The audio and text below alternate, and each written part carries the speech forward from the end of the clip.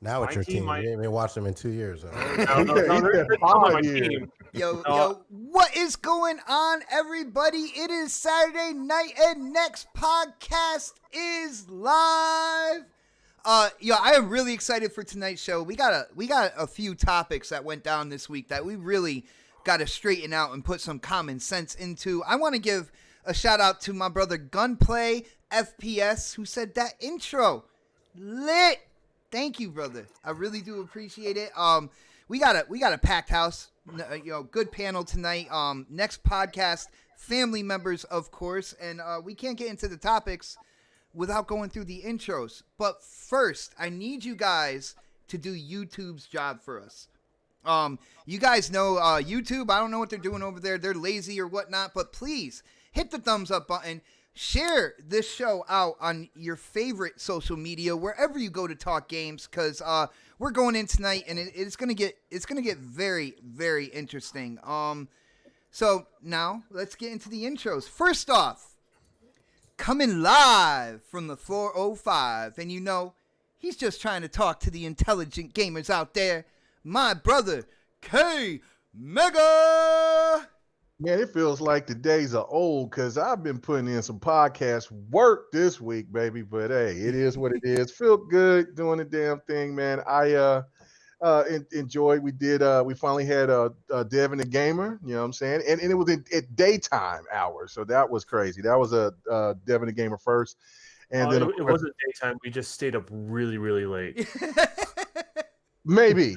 Okay, whatever the case may be. And then, of course, did GRG. And then I was on Sati's podcast Thursday. So it was, and then streaming. So, and then we're going to be streaming tonight. So I'm going to be dealing with Don quite a bit. And this is kind of weird for me. Like, the only Caucasian person that I usually deal with like this on a daily basis is my old lady. So I don't know. I mean, just what I'm saying. Do I call this white man family now? You're gonna start. Yeah, your family.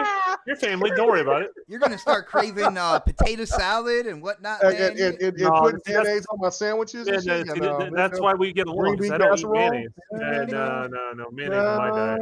No, I think I still got enough flavor in my bloodstream. I'll just tolerate it today. But anyway, I'm glad to be here as always, man. And yeah, let's have a great show. Let's do it. Nice. And next on the list, you guys know him as a hardcore gearhead, but I want to let you guys know something right now. He plays more than just gears. Yes, it's my brother Crispy. Oh, what is up, everybody in the chat? It is good to be here. My brother Xbot hooked me up with some mushroom cloud status up in here. Let's go, baby. That's a true bomb right there, man. Oh, yeah. Yo, whenever you go live on podcasts, man, you always leave a crater. So I thought that was perfect for you. I'm glad you like it, bro. They're actually gonna see it when I transition over into the topic. So definitely stay tuned for that, guys. But yeah, let's do this. Next on the list, he is always a part of the starting lineup here on Next Podcast. You hear him dropping knowledge, gaming business, common sense, and other shows being a special guest. But of course, it is my brother Predator. Yo, what's up, everybody? I'm sitting here trying to get onto YouTube. For some reason, I can't get on to see the chat. But yeah, they're doing the same thing. They're all chanting your name right now, too, man. You're missing it, man. There we go. Predator! I knew you were going to do it. There it goes. Yep, I'm here. Let's go. All right. We got like 80 topics tonight, so let's try and get through like 3 of them. Well, dude, like I said, I overstuff with topics, so this way, we're never left short. You know what I'm saying? But that is what it is. I that what those Snap says to you all the time too? Ooh. Okay. All right, man. Moving on. Moving on. Dude, I am less than an hour away from work, man. I still got to get into this podcast mode right now. Moving on, our resident developer, gaming developer, is here tonight. Yes, he is a part of the Next Podcast family. You might know who I'm introducing right now because your lights are definitely flickering. It is time to stand up, show that respect, kiss that ring, the Don. Hey, guys. I didn't get enough podcasting earlier, so I'm here as well. Nice. Hold on. Trying to meet his monthly quota. Well, I was working. You guys were podcasting, doing a live show, and I missed it. Yeah, that's going on, and we're gonna do a live stream. And there's only one place to see my face now, and that's on my Mixer channel. So all sorts of stuff is happening. Yeah, when he goes outside his home, he wears like a blacked out mask. You can't pretty see much. it. It's just a paper bag. I mean, it's not nothing fancy.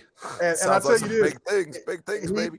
He threw me and 108 Dragons completely off because he looked like a John B with a great dental plan. Like it was crazy. Like I was like, half this podcast have no idea who John B is. Well, dude, I mean, know who John B is. I just look at just type in John B and you just like what? That's Don? That's okay. Don? That's Don. That's the Don. So yeah, it was crazy, man. It was crazy. It was cool though. Did he have the amazing mustache though? No, he has a John B beard. Like it's line beard. Yeah, he had a line beard. Yeah, he had a line beard. Yeah. And he had the cap to the back, like he had some flavor, like he actually would. Like he was from the mean streets of LA. I said, okay, I can see that. I can see that. I don't even know you anymore, Don. No, you don't. Yeah. You know. So it was pretty refreshing and yet confusing at the same time because and then he told me he had his Cambodian yak milk in his favorite mug. So I was like, okay, we all in. Let's go. All right. So you're like, okay, John B was the white Justin Timberlake of the 90s. He just didn't dance. I'm not even gonna go into talking about John B. Let's move on to the topics, guys. And as people get in here, as the audience kind of builds up and stuff like that. It is kind of like tradition to start off light. So let's start off with a certain analyst saying that Sony could possibly be skipping E3 2020. At first, when I heard this, I was like, nah, there's no way. But guys, I wanna share the name of who said this. None other than the immortal Michael Pachter himself. So who? Michael Pachter. Are you gonna make me repeat? Oh no more. Who is that? Yeah. Hold on. I gotta go to Predator on this now. Pred. At first, when you first heard this, you had to be like, this was completely up in the air. But dude, it's Michael Pachter. So how real do you think this is? I'm not even gonna lie to you. I didn't even look at this article anytime I saw this, I just scrolled past it. It's bullshit. Like there's no way that Sony is not gonna show up to E3 this year. I would give it like a 3% chance, but like only if they announce like something else prior to it. Like they have to announce their console at some point in time this year, right? Mm-hmm. I mean, so like where are they gonna do it at? Where have we always seen it at? Like the first initial like showing where people can like touch it and take pictures of it and stuff like that. Like it has to be E3. I mean, that's the only thing coming up. Like what do we have between now and I look at it this way. If they were going to show it early, they would have done it at CES. I don't think there's anything between now, and I think they might have an event GDC. Coming up. You think they do it at GDC? Where's that at? Is that in Cologne? I keep hearing a rumor of February 12th. Typically in San Francisco. Okay. That's the game developers conference. So me and Key Mega were talking about. I think they're going to show up before then, just so they can get ahead of rumors. But that's my theory. I even if they show it, I still think like Xbox says when we get off, we got to get our hands on the shit. So I think people are going to want to see it at E3. I think they'd be highly disappointed considering they didn't go to E3 last year, that they don't show up for E3 this year with new hardware and new games to show for that hardware, even if it's like, how they typically are. Let's show it now. It ain't coming out to 2021. We won't put a fucking date on it, whatever. But they've got to be at E3 this year. They have to be. Now, brother, I will say I was on a little show called Crossfire last night, and people were actually on the panel were actually entertaining the idea of Sony not being at E3. Dude, if they actually decide to not show up, dude, what would that mean for Sony then? I mean, they have to have another plan in place, though. If they don't show up there, that's what I'm saying. Like, if their plan is to not be at E3 this year, that means they have another plan in place on where they're gonna, showcase their games and the new console. I mean, I'm not saying it's not smart. I just don't see the angle. Like, and considering because I don't know when they're gonna. Let's say okay, they do it at, you said GDC. Let's say they do it at GDC and they I go don't think big. they're going to do it at GDC. I think Even if it's their own event, even if they do their own event between now and E3, right? And they come out and they drop everything, right? Price, specs, everything right then and there. Then don't go to E3. But if they're not going to do that at all, and then E3 comes up and they're not there, and people are still like, "What the fuck?" scratching their head. Like that means they either have something coming after E3 or fuck, this will drop. I mean, like, I don't know. Like, where the fuck are they going to show it at? What stage they're going to be on? So, like, I mean, if they have a stage they're going to show it on and it's announced, and they, let's put it this way: if they don't announce something that they're going to drop that information, like maybe even shortly after E3, if they haven't said that by the time E3 starts, people are going to start scratching their head. Yeah, Pred, I definitely think they're going to show up at E3, and I think it's for what you said. It's going to be the place where people can get their hands on, the new controller, play whatever launch lineup is going on, and that creates hype and it creates news about the system and the game. So to me, it's a no-brainer. Dude, why the hell... Pred, if I had to ask you as a psychologist, what the hell is Michael Pachter thinking about coming up with random stuff like this, man? I don't know. Maybe he's just trying to be relevant because he hasn't really, he doesn't have a show anymore. He does have a show. Does he? It's morphed into something else, but yeah, it's still around. I've not, ever since Pack Attack went off of whatever website or magazine the same guys that did that show or have a new one, and it's on shifted.net or whatever. Yeah, where's Pack Show at? So, but that's where you're getting all these quotes from. That's where it comes from that show. Yeah, I mean, the fact of the matter is, like, since he left Pack Attack or stopped doing Pack Attack, I have no fucking clue where this guy is. I just see tweets, right? So, and I think I follow him too. That's the crazy part. Like, I don't ever see any of his stuff up there. So maybe it's just to be relevant. I mean, we got a new generation starting. You start dropping information out there. You know what that does? It brings information. It brings people to your website. Oh, and we'll talk about this in a little bit about another thing that somebody else did. And I'm sure we'll talk about that. That's one of our topics. But like, all you got to do is just say something, and make it catchy, make it like a hot take, and people are gonna start hitting that website, looking up. They'll see what you said.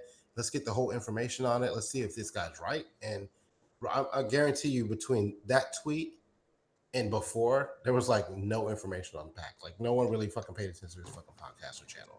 As soon as that fucking tweet came out, people were fucking clicking that shit like crazy. I didn't. I was like, this is bullshit. I just scrolled past it. But I'm sure a lot of people went and clicked that fucking link to see what the information was, and it brought a lot of fucking, a lot of eyes on it, and that's why, like, hey, do something. Hey, make that tweet.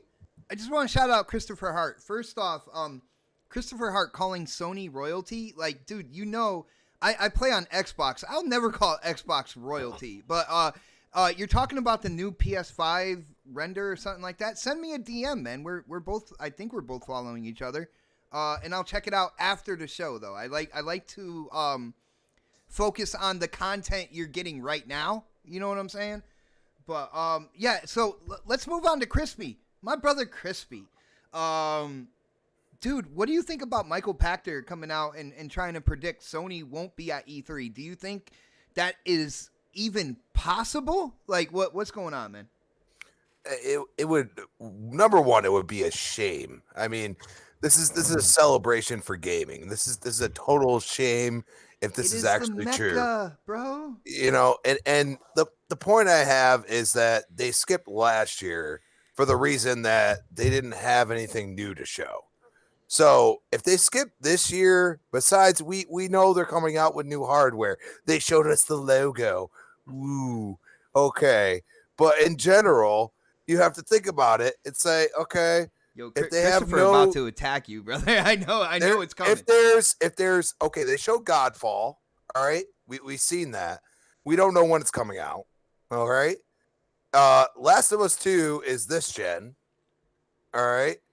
So what are we thinking about here? Ghost of Tsushima is supposedly this gen. I think it's going to get pushed back. I would hope. You know what I mean? They'll make PS5 ports as well, man. Come on, dude. Well, yeah, dip, but you could do that with Xbox, and everybody could say, "Oh, well, Xbox is just adding the games they already have." So, what are you doing on the PS end? If you have nothing new to show, why are you going to spend all the money to put up the stage and everything else? Brother, Sony always has something new to show. It doesn't matter if it's coming out this year or 5 years from now. So that in and of itself, like, I think that they skipped out last year because they didn't want to show what they were working on already. You know what I'm saying? So, but Sony will always have something. Okay, but then they would have showed us 3 to 5 years out, right? Yeah. Okay. All right. Think about what you disagreed with me. So you're going to sit here and tell me that PlayStation has actually like Michael Pachter. We all know who he is. He's pro Sony, everything else, and he put that out there. Okay, he put that out there, and it's interesting. Do I think it's possible? No, I would hope not, because there's a lot of people that are going to E3 because they expect Sony to be there, and that would be an absolute shame. Yo, Crispy, I think you're already giving Michael Pachter way too much credit by even kind of like thinking that there's a chance here, to be really honest with you. Do you know the history of Michael Pachter?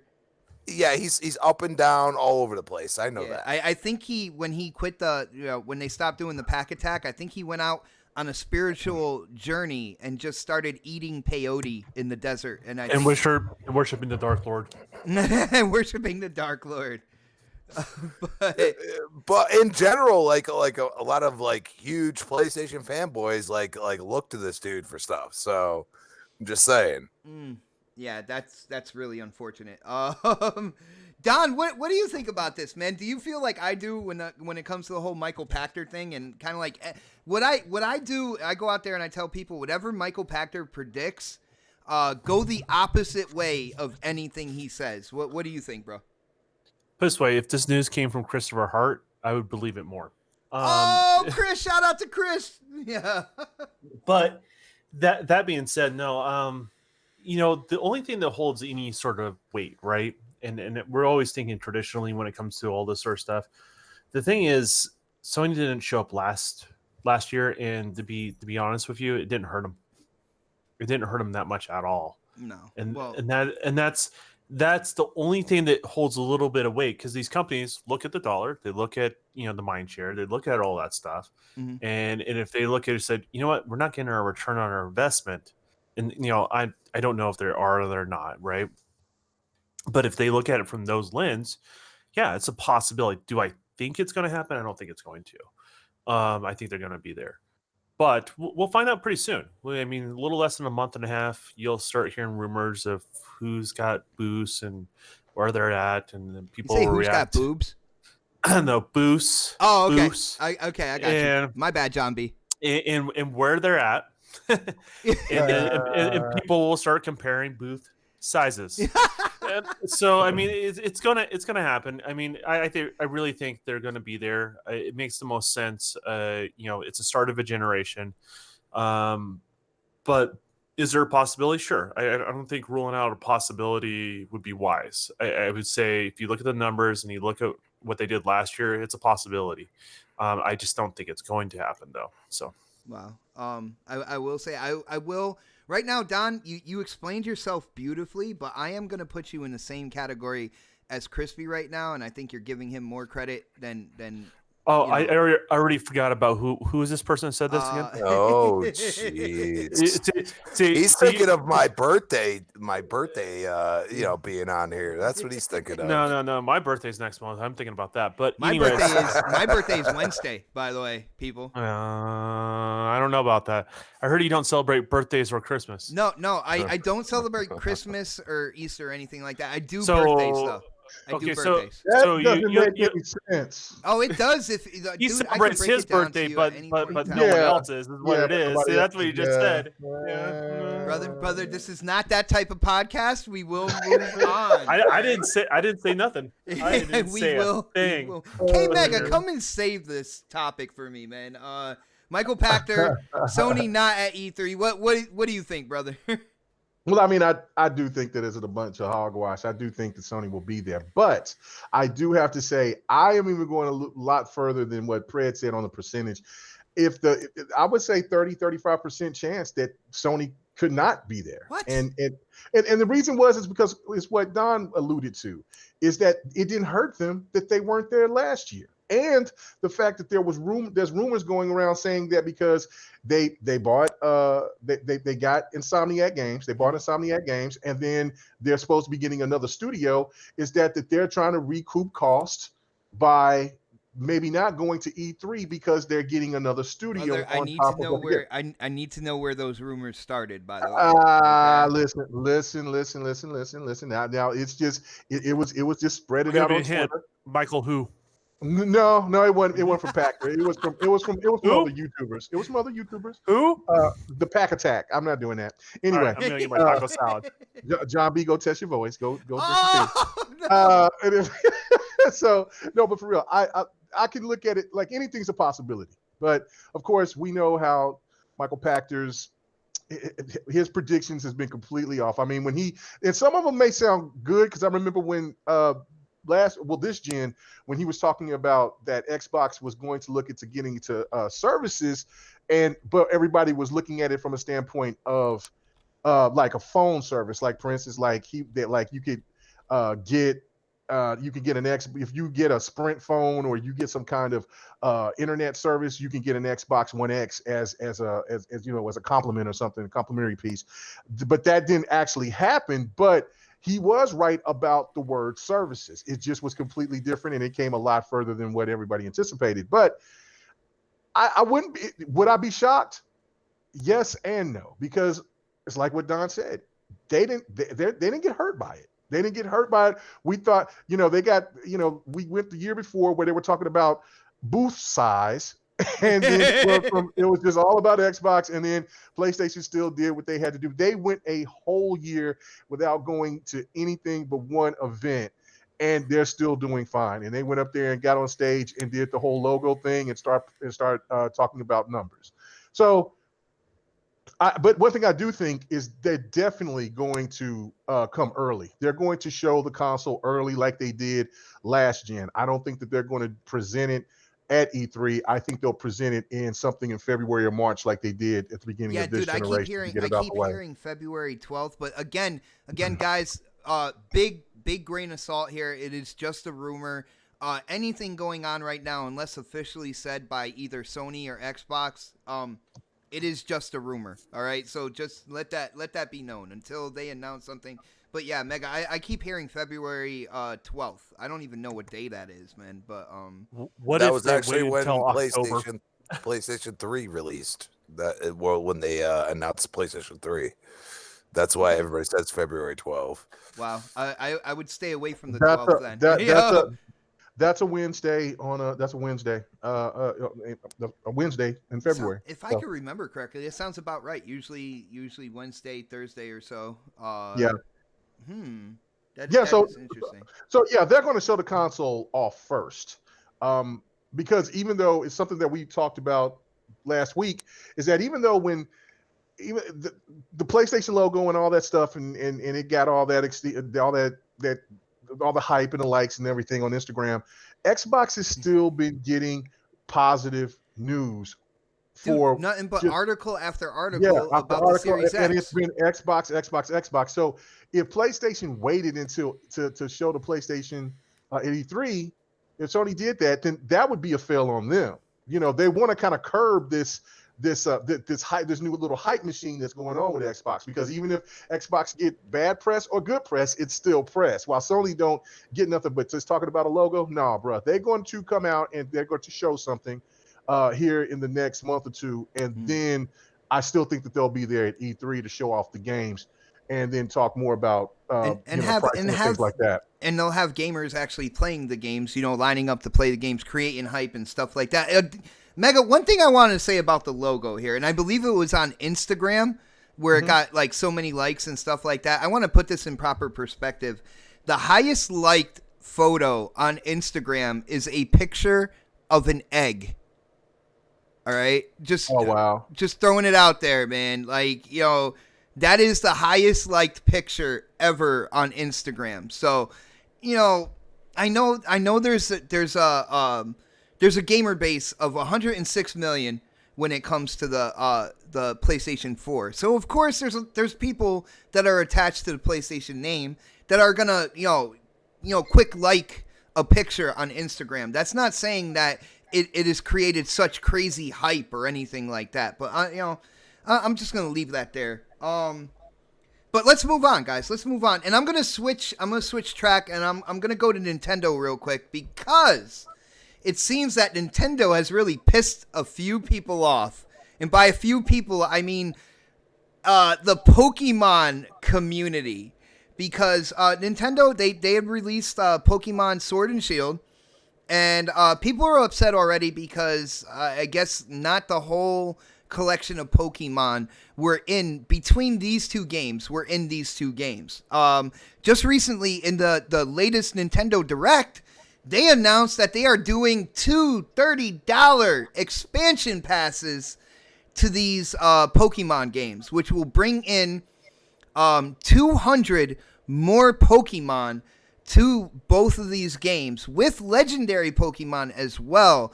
And I gotta say, man, like the Pokemon fans, the Pokemon community, the Nintendo community was really, really upset about this because I guess Nintendo's not really known for coming out with expansion passes that you have to pay money for.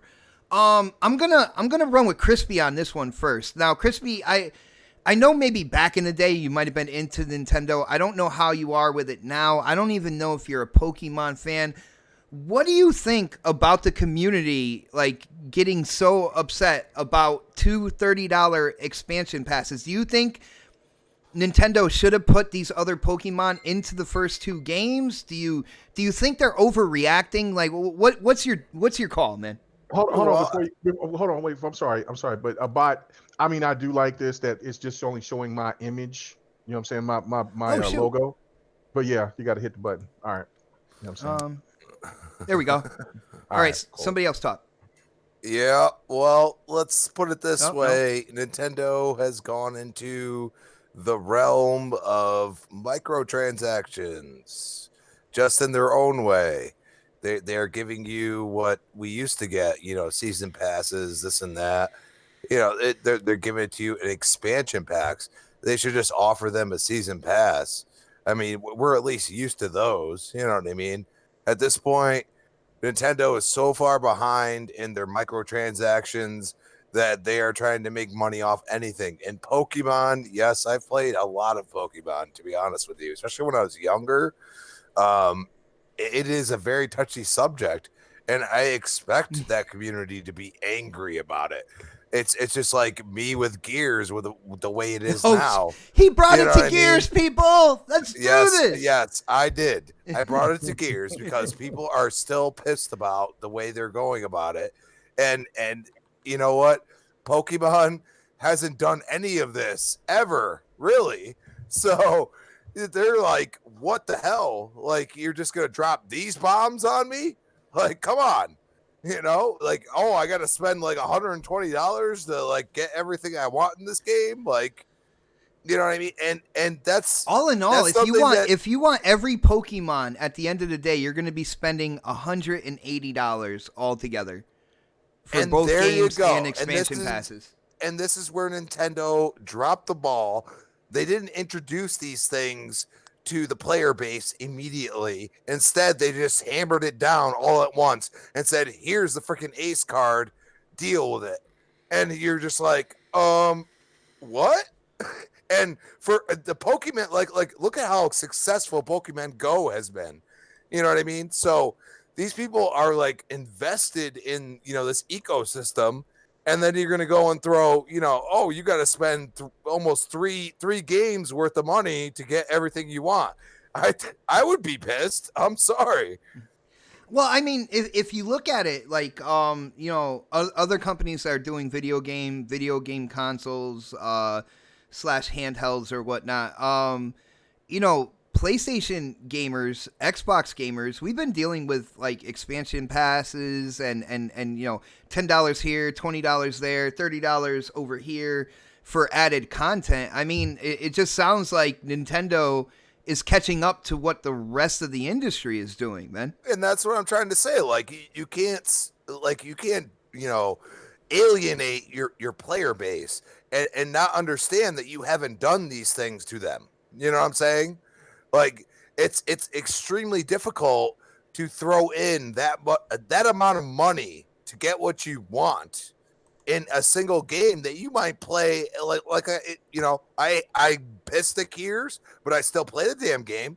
It's just like when you were pissed I could just picture you swearing at the TV, even if you're doing good in Gears, because you're mad at the Coalition and what they did with microtransactions. Yeah, well, you know what? And it's just like Destiny 2 when it started out. Like, I could hear your disappointment a little bit in the beginning, and now it's gotten to fruition where you actually really, really love the game, but you push through it. You know what I'm saying? Well, I'm gonna tell you in all honesty, because that's kind of what I'm known for here.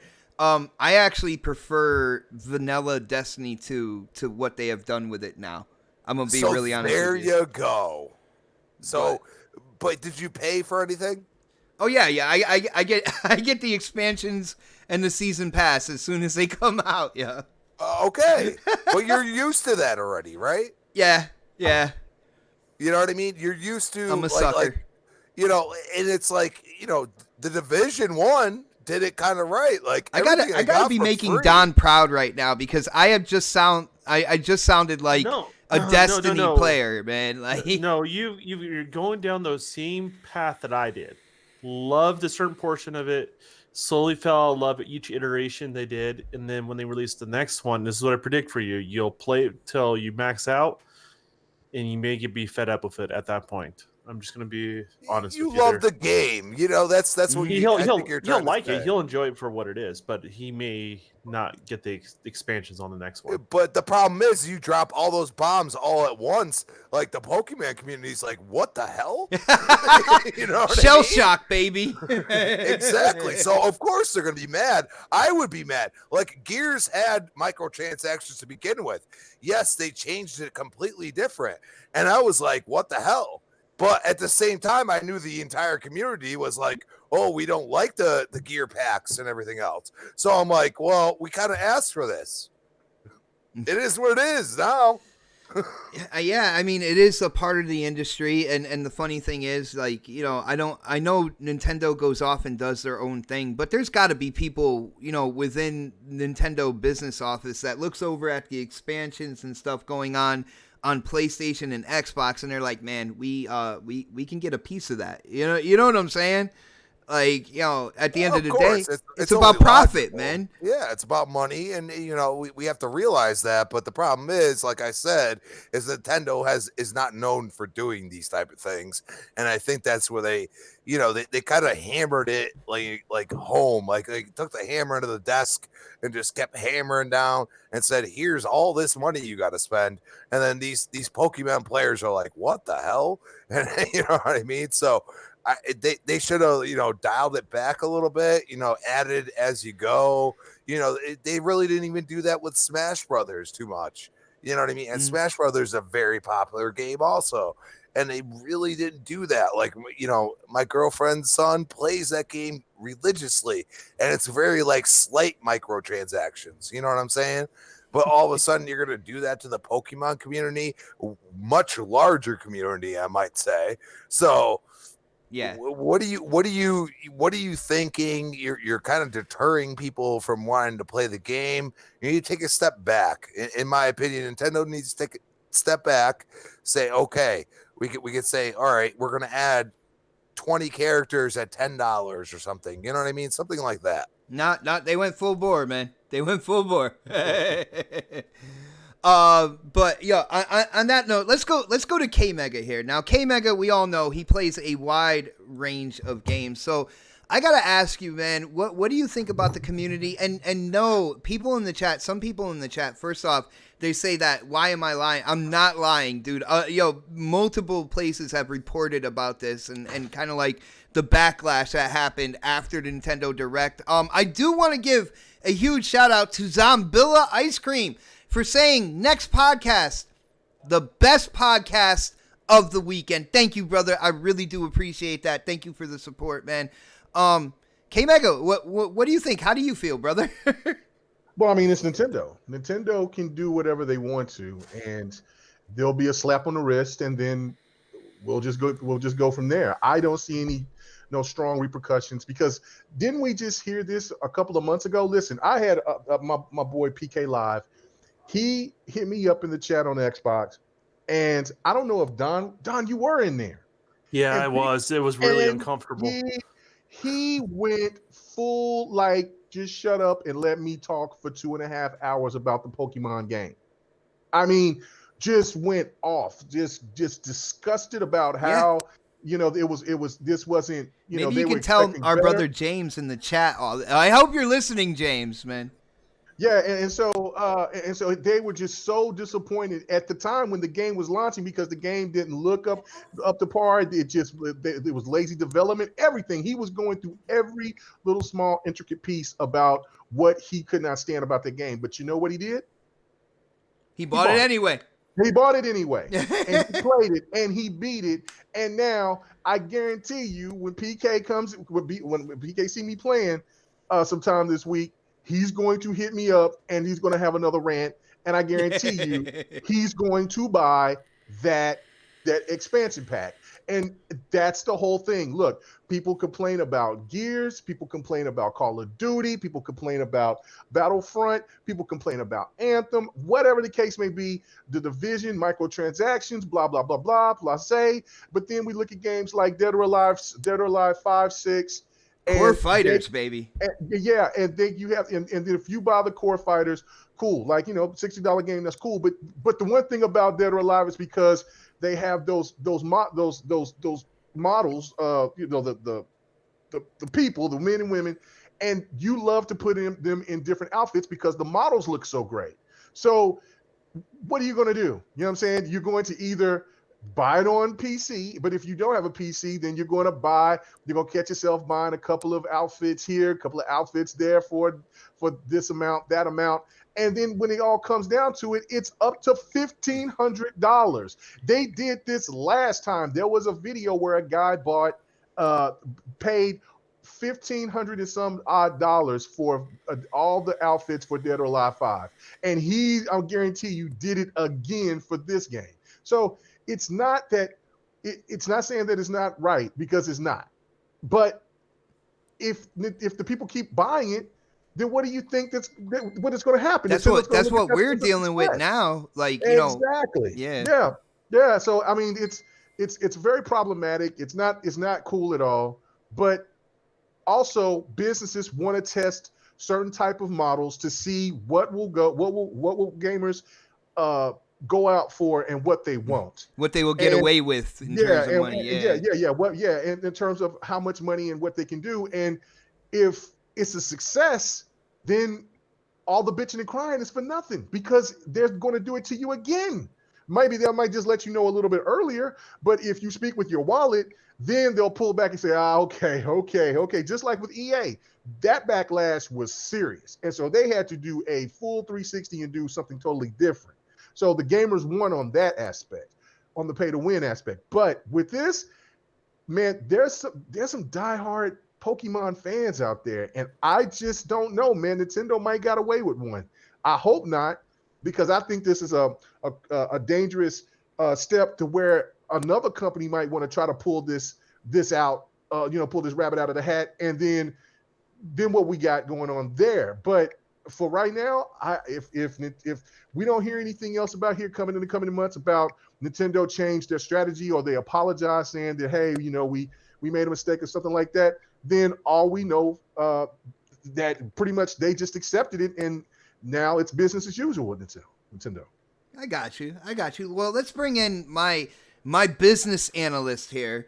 If I ever get into stocks or whatnot, I'm definitely going to be getting his opinion on these things, and that would be my brother Pred. Pred, what do you think about? I think you got kids and everything like that, so I think you can kind of like understand like Pokemon hype and stuff like that. What do you think about Nintendo's decision here to keep different Pokemon kind of like back for $30 expansions or whatnot? Do you think the community has a right to be angry here? I mean, I'm gonna be straight up with you. I don't play Pokemon. I never played Pokemon. Never been interested in Pokemon. I'm a grown ass man, so I've never touched this shit. Like even my All kids. of a sudden, I was like, "Yo, is Z on the show?" I'm a grown ass man. I'm a grown ass man. Even my kids don't fuck with Pokemon. So like, I have no recollection of anything other than knowing what a Charizard is. That's about as far as my extensive knowledge of Pokemons go. So I will say, brother, you got to know about Squirtle, man. Squirtle's like the cutest. I've heard And Snorlax. Charizard. Oh wow. I'm a grown ass man. Me too. And me. Obviously not. Damn. I'm just saying. I mean, if you play that stuff, I'm not knocking you. You grew up playing Squirtle. it. Maybe it's something you enjoy. I just ain't no guns in it. I ain't fucking with it. So I don't even fuck with it. So like, I can't really comment on this topic. Like, I would say this. Head popping, bro. I will say this. If it's something that has been there and they're forcing you to pay for it, I don't agree with that. Like that is kind of the case because like previous Pokemon games, they have had pretty much all Pokemon in the game. Like you can find them, you can capture them. Instead of I gotta catch their them all, slogan is gotta catch. Yeah, right? yeah, exactly, dude. Dude, you read my mind. I'm like, yo, they say you gotta catch them all, but you can't do that without $180, man. That's my comment. This whole topic. Fuck that. All right, so I'm glad we know how Predator feels on the subject. What about you, Don? Coming from a developer or whatnot, we all know, throughout when GameStop was big and stuff like that. Like this is where kind of like expansion passes, season passes, kind of came to fruition because developers, they weren't getting their money like maybe a week after the game's release or maybe 2 weeks after. And what do you think about this in terms of Pokemon? Do you feel the community has a right to be upset right now? Yeah, you have a right to be upset. They also have the right not to purchase something. They also have the right to purchase something, right? It's really up to them how they want to handle it. If you just fly off the handle and you still purchase it, you're sending a mixed message to them. And they're still going to act accordingly, unfortunately. So my thing is, if you're really upset, say your piece. Say it in a way that that's not flying off the handle, so you're actually heard. And don't purchase it. And if they didn't have enough sales at first, I know it sounds funny for somebody in my position to say this, they would they would adjust the price or adjust things. Simple as that. Yeah. But when people just complain and then they just buy it anyways, then you get put in a little bit of a category of, oh, they're just one of those, and then you're just one of those, and everyone moves on. Like that's the harsh reality. So, and the other thing is too, like this is one of the things I kind of warned against when everyone was complaining about loot boxes. I'm like, careful what you complain about because you may not like the alternative. These are the alternatives. They may have had the option to possibly do a loot box situation because there's so many complaints and it caused all this uproar. That's not on the table anymore, right? And they may have had a better solution for that, but things changed probably in the development of this product. So, here's the thing. Developers and publishers are always going to try to find ways to make more money. And when they overextend is when they back off. That's how that works. So that's the way I look at it. I really I feel bad for those guys that like Pokemon. I'm not one of those. But at the end of the day, it was coming for you anyways. It's just a matter of time, unfortunately. Yeah, that's where I am on that. Like I do feel for the people, especially with a franchise where their slogan is "Gotta catch 'em all." But you're not going to be able to do that without some extra money. You know what I'm saying? So I feel for the gamers out there. When it comes down to it, you look at the entire industry, though. Nintendo is like catching up to the rest of the industry at this point in time. So I don't know if I'm just kind of like desensitized to it for the games where I've invested in. You know what I'm saying? Yeah, I mean, probably. I mean, we're used to it. We know what's going on in regards to that, and if it's something we don't like, we just don't buy it, right? Exactly. I mean, and that goes, and this is something that goes with anything. Like if I don't like the practice of something doing, or I feel that particular product's more expensive than I'm willing to spend, I don't go on rants about it. I just wait until it makes sense for me to buy it, right?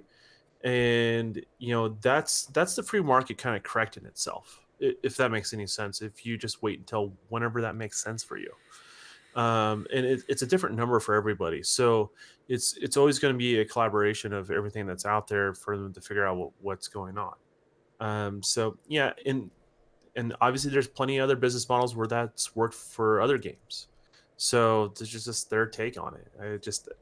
I don't feel like there's a crime.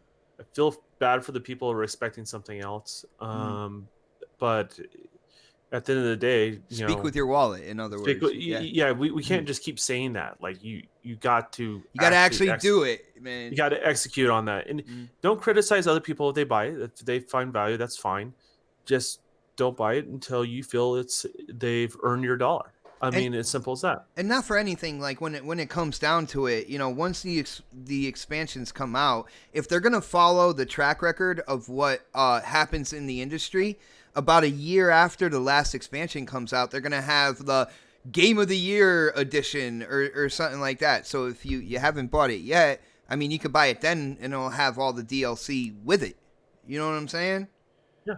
Yeah. I don't know, man. That was a little different when it comes to that, man. Yeah, like but I don't. They didn't do expansion passes either, and now they're like, hey, we're throwing that in the pool. So. Oh yeah, no doubt about that. But I think the only thing that I've seen from them is like a Ultimate Zelda pack or something like that. That's it. I ain't seen anything else with any of their games. Breath of the Wild had added content. I'm not sure. I'm not sure if it was paid or if it was free though. I think it was paid if I remember correctly. Yeah, could have been. I don't know. But that's the thing. It's like, look, this business model is definitely it's working. Well, not the one with the Pokemon, but the expansion packs, things like that. It's just up to the consumer to be to know what they want and know what they don't want. And it's just like what Don was saying. If you don't want to, if you find this egregious, don't purchase it. Don't buy it at all and wait. Guess what? The game's still going to be available in 6 months. Yes. But it won't get discounted because Nintendo don't. Well, this this may drive them to. You never know. Like that's the thing. Right. They have a loyal fan base of people to buy their product, but the thing is, like, they're going to keep pushing in these general directions, trying to find where they can make more revenue for the work they pay to develop a product. So. Like it's up to you guys how you handle it. This is just the testing bed. What happens to the next Mario Kart? What happens to the next Smash Brothers? What Smash Brothers, that would be crazy. Yeah, so think about it. Like, where is this going? And the thing is, it's one thing to speak negative against something. My big thing is offer a solution. And not everyone's going to agree on those solutions, but offer it, right? Mm-hmm. Because then what you do is you're kind of you have some sort of say where it goes. Does that make sense? Versus just say no, I hate this, and then they come out with something you dislike even more, right? I hate this and I hate that too, and you're never giving like what you actually want. Yeah, exactly. Yeah. So so you have to find a compromise that works for both of you. Along those lines, and I think once that's accomplished, I think everyone can be a little bit happier. Everyone can be a little more successful. So nice. I want to give a shout out to Infernal Lock, hitting up that super chat, showing love and support for the channel and definitely the show. He says, "Yo, I meant to ask this on GRG." So K Mega, keep your ears up on this one. I meant to ask this on GRG.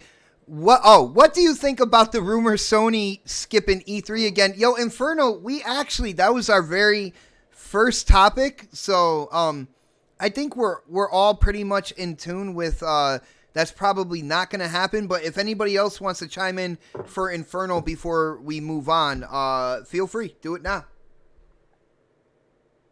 Appreciate you watching GRG, Infernal. There you go, brother. There you go, man. We already chimed in. When it comes down to it, who believes Michael Pachter anymore? Let's be real here. He hasn't been a credible source since maybe 2012, maybe.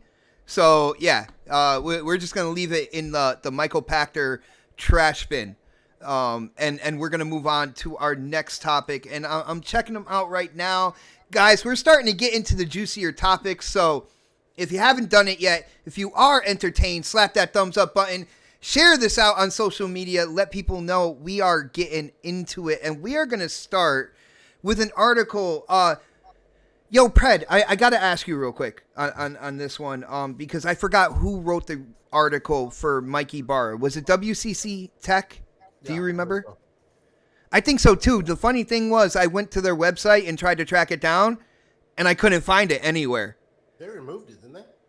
I thought they removed their tweet, but I didn't think they removed the actual article. What happened was Mikey Barra tweeted out this past week his feelings about where he is going to play games moving into the next generation. And when it came down to it, he was basically kind of almost praising Xbox for having their games available on PC. For people who don't know it, Mikey Barra is mainly a PC gamer, but within his tweet, he talked about buying a PlayStation 5 in order to play the exclusives on PlayStation 5. Now, the thing is, his tweet got completely twisted up by WCC Tech, a website, a gaming website, a tech website, and they wrote an article saying that Mikey Barra prefers PlayStation 5 over the next generation Xbox. Who wants to take this topic first on the panel? Okay, Don, you spoke. Dude, what? I want to know who wanted to take this topic first on the panel. I was leaving up to you guys, man. I couldn't decide. So, let's go with sensible Don here before we get all emotional and stuff like that moving forward. So, Don, when it comes down to it, did you see Mikey Barra's tweet? No, I mean, I've thought about tweeting at him and to say, hey, can you say anything on Twitter so I can take it out of context and start a YouTube channel? But no, here's the thing. Like, the news is not even trying to hide it at this point. Can we just be honest about it? Like, they're doing it for clicks. Can we just... Dude, that is blatantly obvious right now. Yeah, can we stop trying to defend this? Like, at this point, like, I get, if that's where you get your news, that's cool. I don't have any problem with that. But it's just acknowledge what it is. It really is a business model that's based upon how many clicks you get, and the best way to get clicks is to sensationalize something. That's all it is. And that's what we're constantly seeing with this sort of stuff. So, when I see these sort of articles, I don't even click on them. There's so many of them all the time. I just can't waste my time with it. It's not news anymore to me. And I honestly haven't gone to a mainstream site in a long time, and this is the reason why. They're not professional.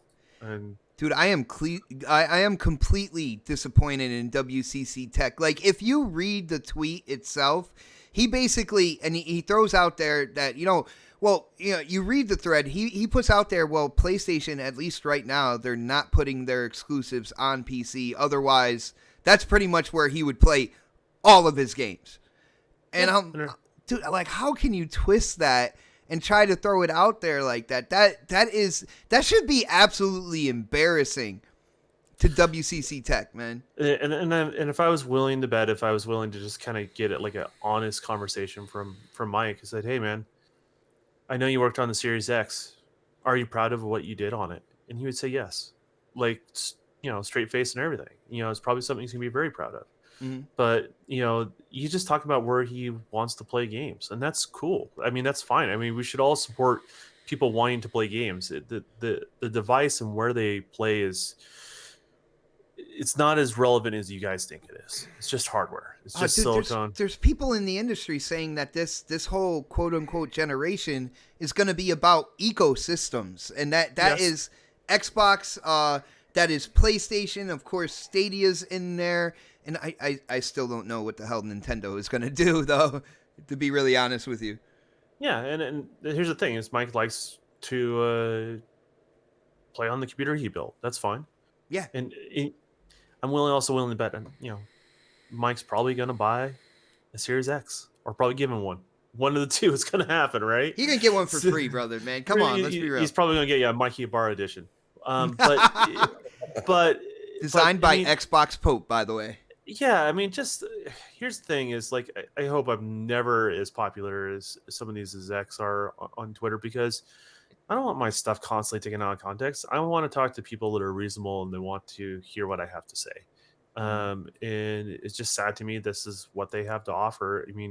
As media outlets, these guys are dying on the vine. They're going to get more vicious until they disappear. So I don't think a lot of these guys are going to survive leading into next generation too. I think they're going to be gone. Yeah, well, slowly but surely they are becoming more and more irrelevant. And when they do stuff like this, who can blame people for not wanting to go there? Like there's a topic down the road that WCC Tech also down the road on tonight's show that they also wrote an article for, and I almost felt dirty kind of reading it, and like in back of my mind I'm like, well, are they being accurate? You know what I'm saying? Like It just caused so much doubt in what they were talking about on a different topic now because of what we're talking about like right now. You know what I'm saying? Yeah. And I think that's the downfall of all this, right? Like that's what hurts them. And we've seen IGN get their wrist strapped and slapped and stuff like that. So we're gonna see more of it. I expect it, but just like guys, you don't have to click on it. It's as simple as that. If they're leading you down the wrong path, it's not worth your time. Just like your dollar. I was kind of busy in a DM with some fellow YouTubers trying to tell them that like that's not what was being said, and they were just going through. It got so bad that I just like left the DM for a while. I'm like, you guys don't want to hear any common sense. I'm just gonna move on for a while. You know what I'm saying? Yeah, exactly. All right. Let's go to my brother Mega on this. Mega, I think you might have maybe a couple opinions on WCC Tech and what they did here when it came to Mikey Barra's tweet. So, go ahead and let us know, brother. Yeah, man. It's just smut. It's just smut. It's nothing. It's not even. It's not even news anymore. It's just smut, TMZ style or esque information just to throw dirty laundry out and keep a certain demographic happy to just get clicks. That's all that was. Like Don said, it's blatant. It has nothing to do with what gaming is. I have to give it to my boy Rain G4, a listener and a person I've dealt with B Shadows and stuff like that. And he posted something on Twitter the other day of an old show that came out, and they were talking about at the time about the PlayStation 2, the GameCube, and the I watched that show all the way through, man. That entire video, yeah. And didn't it make you feel good? Oh, yeah.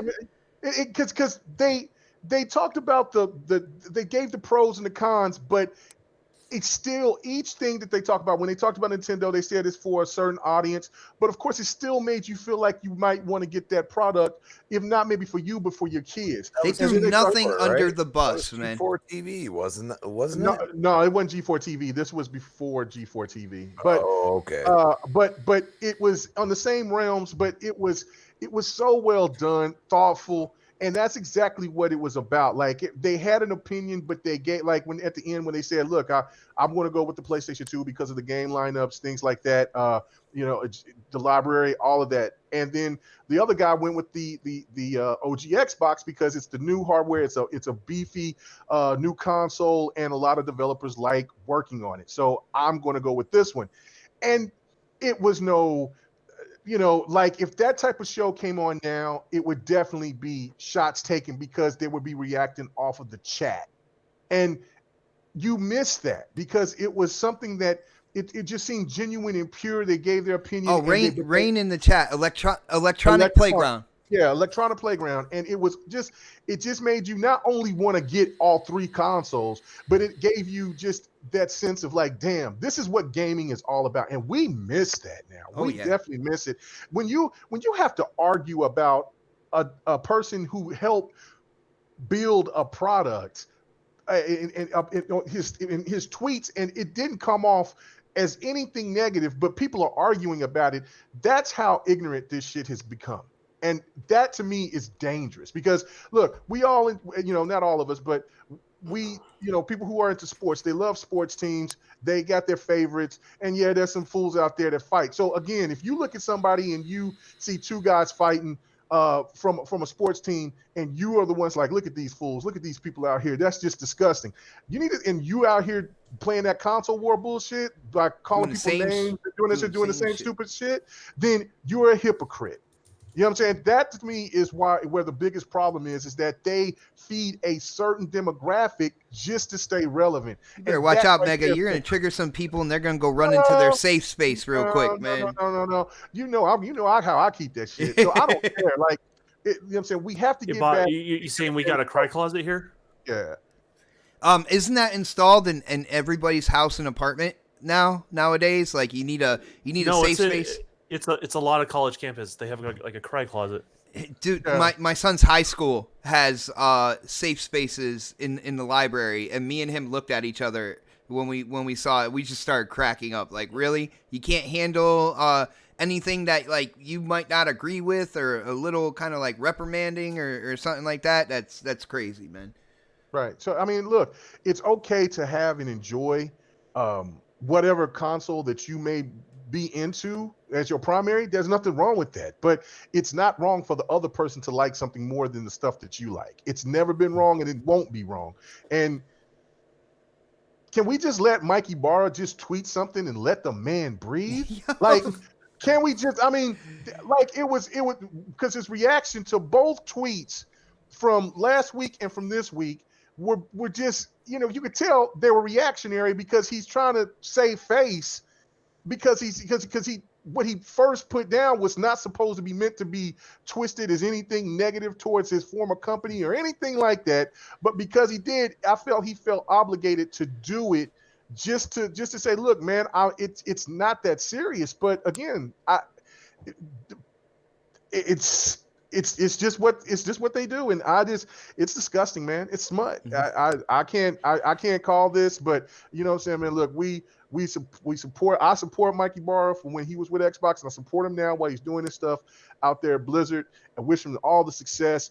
I like the way he speaks his mind and do what he does, and I can't wait to play the next Diablo. Dude, today he just got done finishing God of War, and he tweeted out with a picture, and he was like, all right, now on to Reach. You see what I'm saying? Like, yeah, he's a gamer, man. Yeah. Like, damn. So I mean, look, and my last point is, yeah, most people that are PC gamers, they're going to pick up a PlayStation because of the fact of the way PlayStation's structure is at this point. We don't know if that's going to change or not, but at this point. But that's why Xbox, and he said that in this next tweet, was that this is the reason why I support Microsoft, because they listen to the PC gamer. And that's what the PC gamer wants. They want to play those Xbox games. They want to get a chance to get their hands on it. And there you go. So, and Microsoft is synonymous with PC. So there you go. It just makes perfect sense. I don't know, man. People gotta pump their brakes and just relax and just. I'll be honest. Ever since like they try to merge PC and console gaming, every iteration they do, I've always kind of took out a wait and see and just try kind of see how this is all going to play out. And my experiences have gotten better every time. Like all my nephews, they went to PC gaming. I didn't see it coming. They're just randomly that's what they're into, right? And they go into the PC gaming. Before, I just wouldn't see them. I wouldn't see them online. We would never play together, right? And the next thing you know, boom, as soon as they, had the ability to see you on PC and vice versa, we're able to hit each other up and play games together. Like, that just doesn't happen on any other platform, right? Like, imagine if you're on PlayStation and one of your friends is on PC, you're not connected to them. You have no idea. You don't know if they're hitting up. You don't know if they're free. And these are the type of experience. It's just one small experience, but it's really been a net positive for me. And I have had very little negative experiences with all the integration that's happening, to be honest with you. All right. Well, on that note, let's bring Crispy into this. We all know him. He is definitely he wears his emotions on his sleeve. He is a gamer. So, Crispy, I know you must have seen this on Twitter and then like the article that was posted afterwards. What is your thoughts on WCC Tech here as like a viable gaming news outlet after they did this, man? What are your thoughts about Mikey Barr's tweet and what they did here, man? It was total clickbait, out of context bullshit. That's the way it was. All right, Mikey that crispy truth right there. Mike Ibarra is a PC gamer. Let's not lie. Okay, he's going to praise Xbox because he can purchase or go into Game Pass and get those exclusives on the PC. This is where we say, Microsoft's on a different realm in their thought process. And it comes down to, a lot of people ignore this fact. It comes down to Minecraft, okay? The billions upon billions of dollars that company has made, Microsoft, off of Minecraft after they paid billions of dollars to get the freaking goddamn IP. And everybody ignores this. I think it was a good deal too, man, to be honest with you. I'm just saying, like in general, people are ignoring this. Microsoft is open to stuff like this. They have shown this the last part of this generation. They have shown that they are willing. If somebody's going to die, you could buy Game Pass. You could do whatever you want. You want to purchase it on Steam now? We're cool with that. Okay? And that's something that, PlayStation is going to take a lot of time to do. They've already taken off Uncharted 4 and God of War off of their PS Now service. Okay? They're not all in. They're not. They're dipping their toes right now, brother. They are dipping their toes. All in. And they're saying, you know what? And we're going to other topics, but hypothetically, you're going to be like, I could download those exclusive games immediately to my console that just came out on Game Pass, or I have to wait for PlayStation to get their head out of their ass. And that will matter at some point. It might not matter right at the beginning of the generation because you have a lot of people invested in the PlayStation ecosystem compared to the Xbox ecosystem. But at some point, people are going to be like, where's the value at? Where am I getting the best? You know what I mean? And then when you have third-party games constantly, like AAA third-party games coming into Game Pass, we have watched them. Okay? And we could sit there and go, oh, well, we were right. But you know what? These casual gamers, they don't see that. All they see is the game that's coming in there. That's all they see. They don't see our optimism about where Xbox is going. They don't see that. All they see is what's getting in there. And all of a sudden, you start seeing like Witcher 3, Grand Theft Auto 5. Yeah, they're old games, but guess what? You never had this opportunity before. Or if you did, PlayStation Now didn't do a good enough job because guess what? Grand Theft Auto said, okay, we're done with you. Let's go to them. Well, yeah, I mean, contract's up, new contract formed. I got you. But you could renew the contract, couldn't you? Yeah.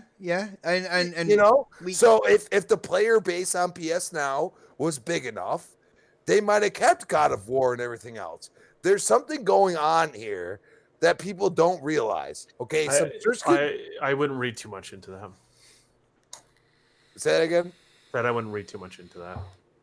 Well, I mean, then what is it? Just contracts expire. Okay, so there's 106 million people that have a PlayStation. All right.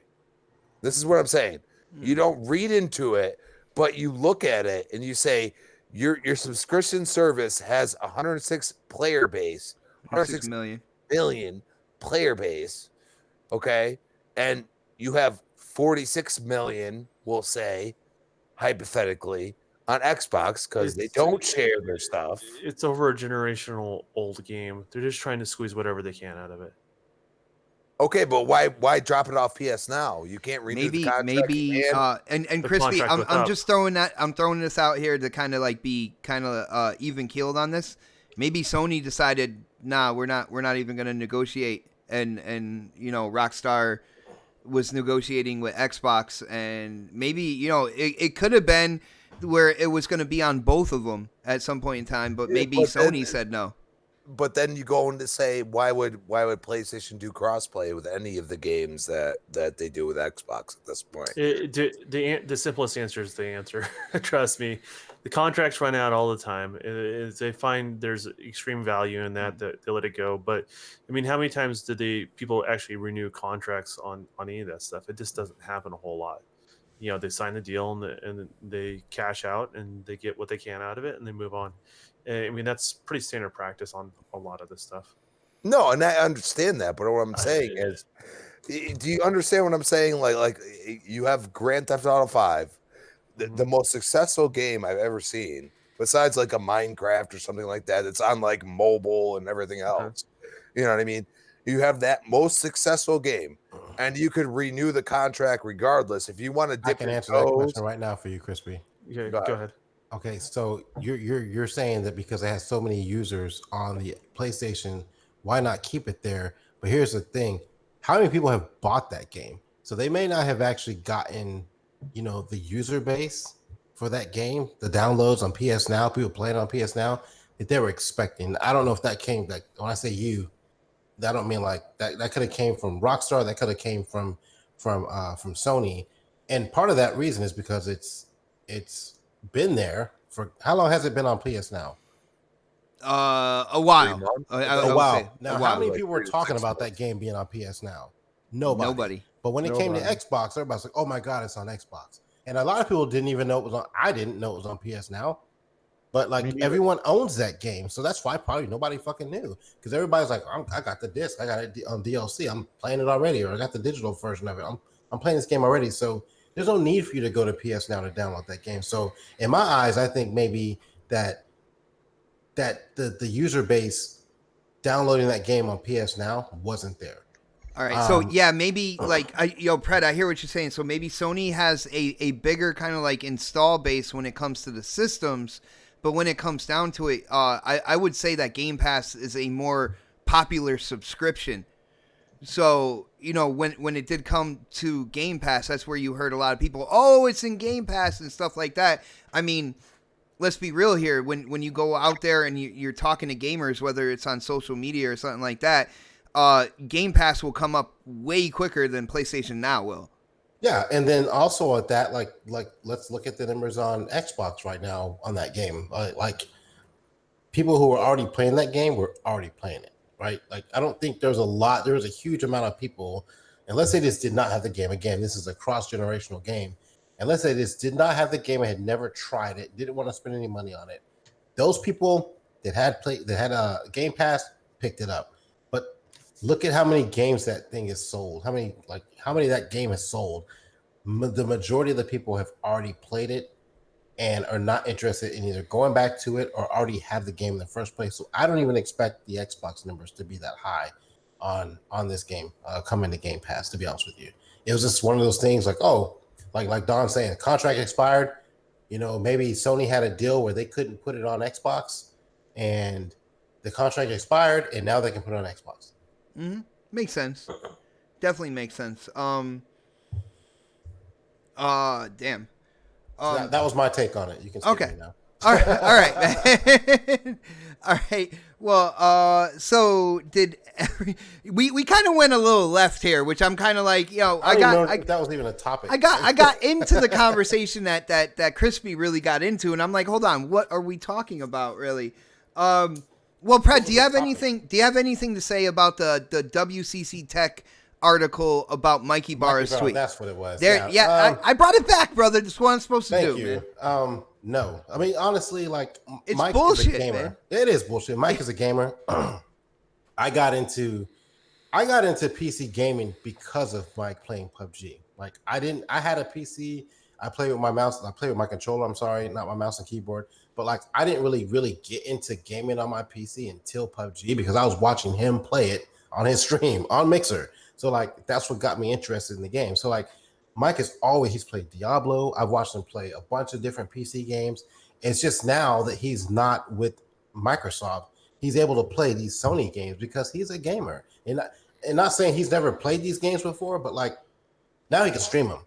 He couldn't do that shit before. So like, and I guess maybe because of where he was at. So I don't think that it was any ill will or like any hate, against Microsoft because of, him leaving and going and playing games on the PlayStation. Like I'm not going to look that deep.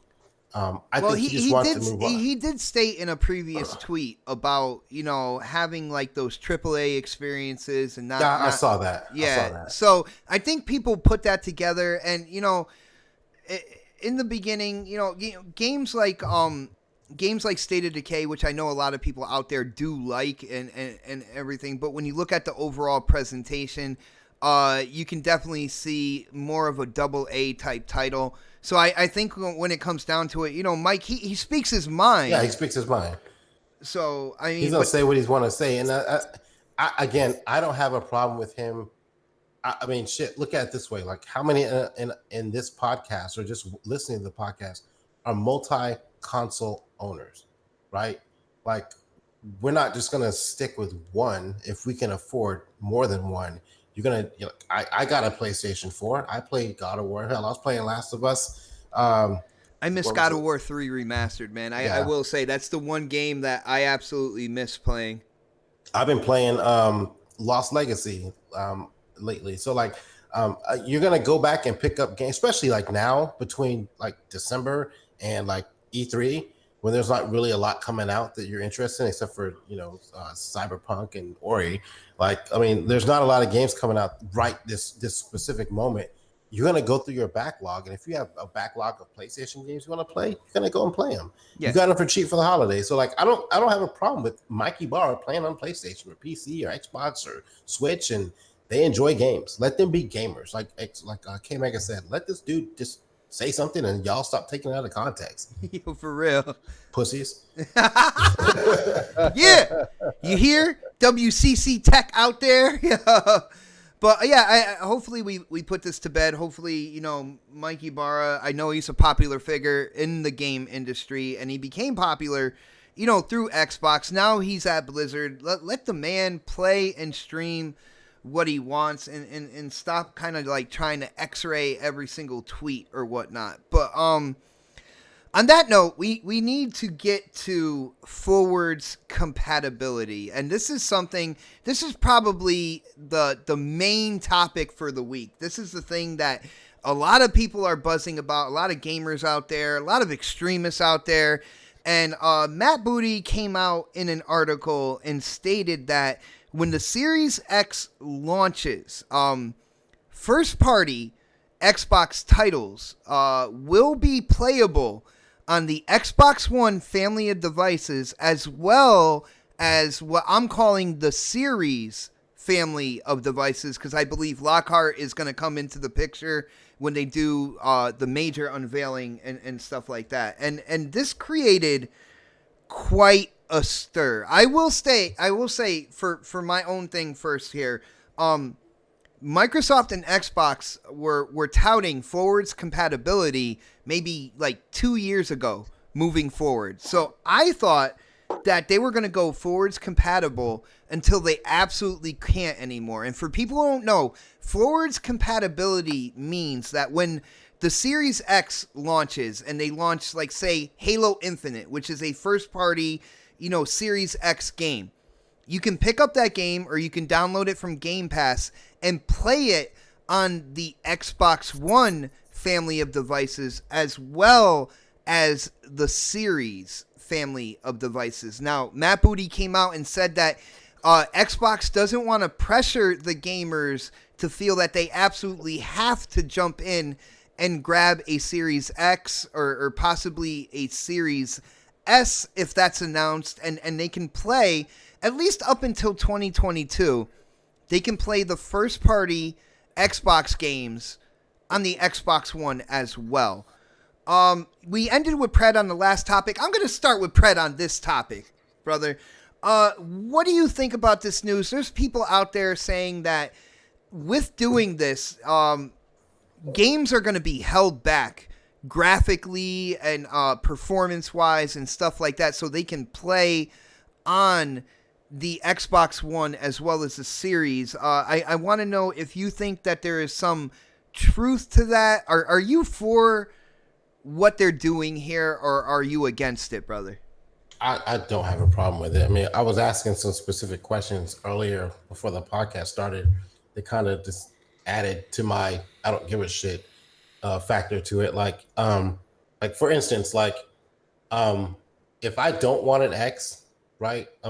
Series X. If I'm not interested in purchasing one right now, I'll still be able to play those games on my X. It might be a little bit lower resolution, but this is supposedly a 4K 60 capable box, even if it's checkerboard 4K capable box. So dude, checkerboarding, I never thought of that, brother. Oh yeah, my goodness. Like, why do I need to upgrade to get 4K 60 and better particle effects and what is it ray tracing on that system if my TV may not even be capable of handling that kind of shit?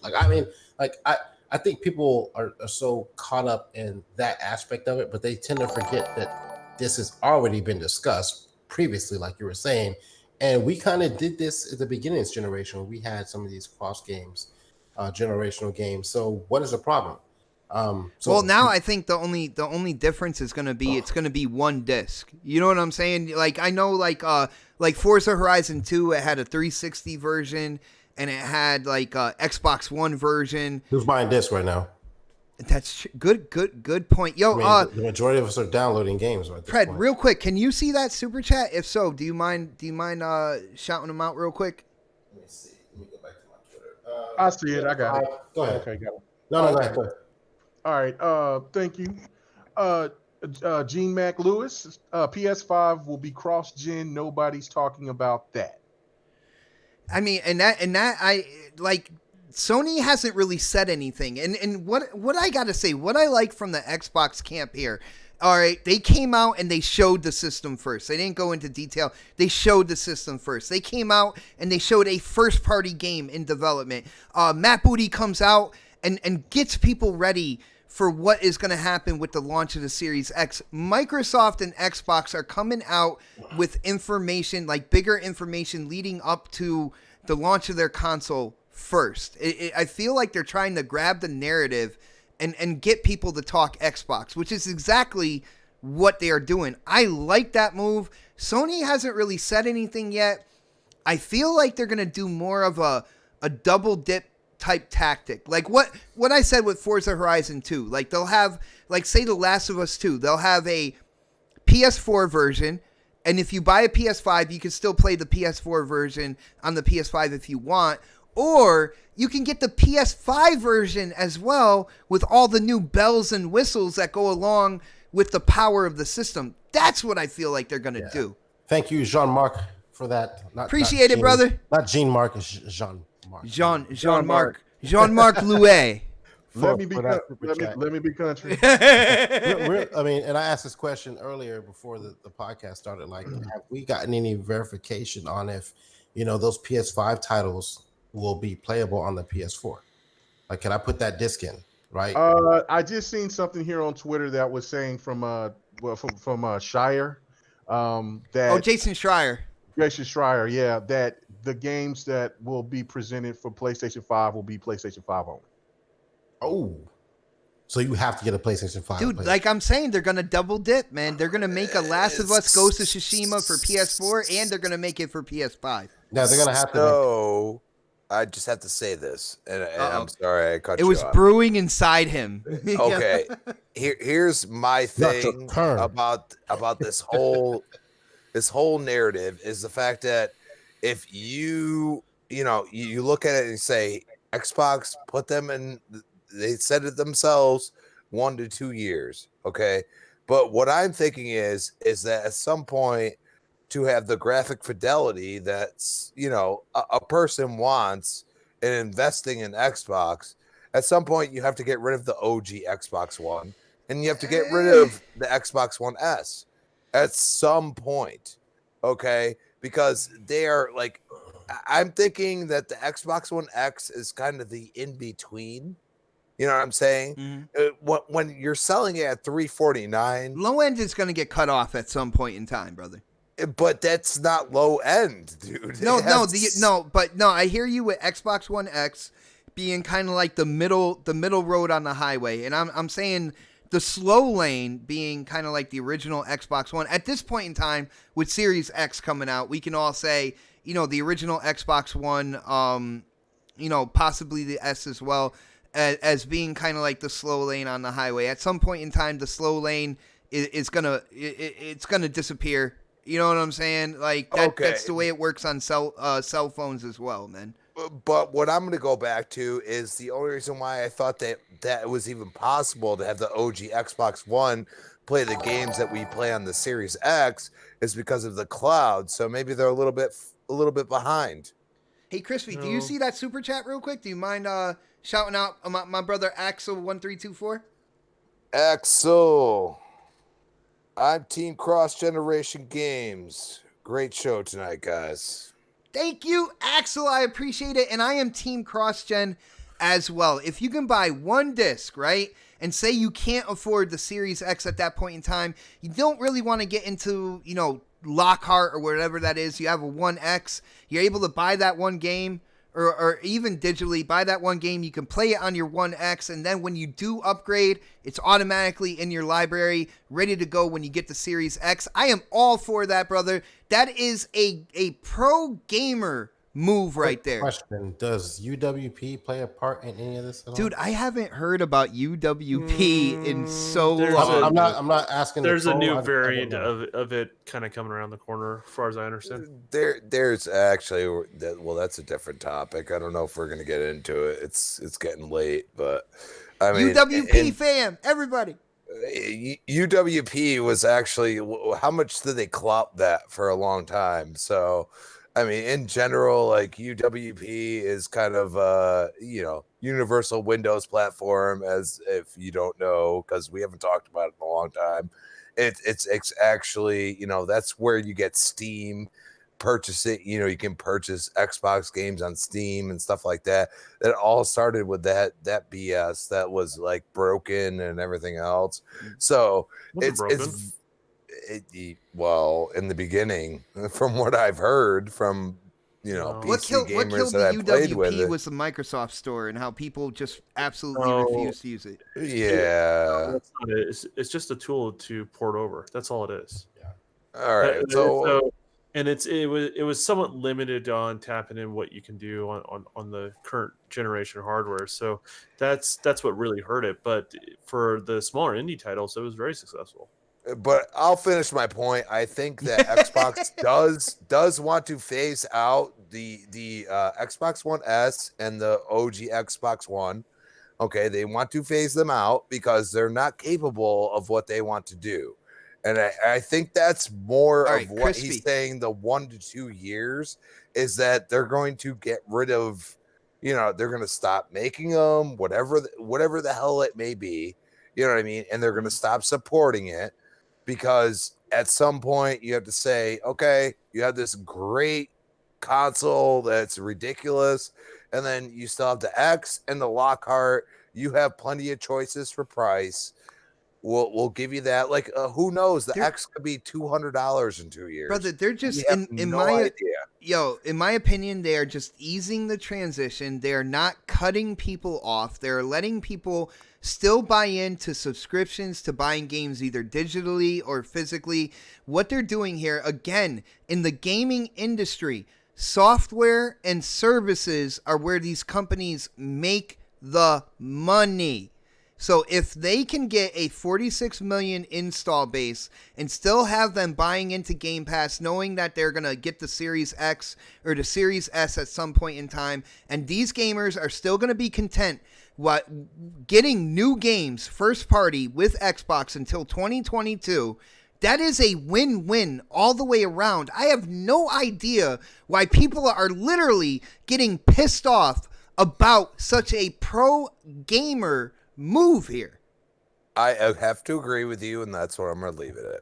Nice. And I wanna bring the Don in on this because Don, me and you, we've talked about scaling. You have kind of pulled the curtain open on game development and how developers, they develop with really high standards, and then they bring it down to what the hardware can do in terms of their game. So with this announcement, they're going to do forwards compatibility, until 2022 or whatnot. Dude, I got to ask you, what do you feel about that? And I got to bring it because, this is your field here. People are saying that the games like Halo Infinite, possibly the new Forza, whatever, they're actually going to be held back because they are doing forwards compatibility. And again, let me ask you, did they give any examples of way those games will be held back? That's another thing. They said AI, the size of the game as well in terms of like the scope, the land mass that you can play on. That's all scalable.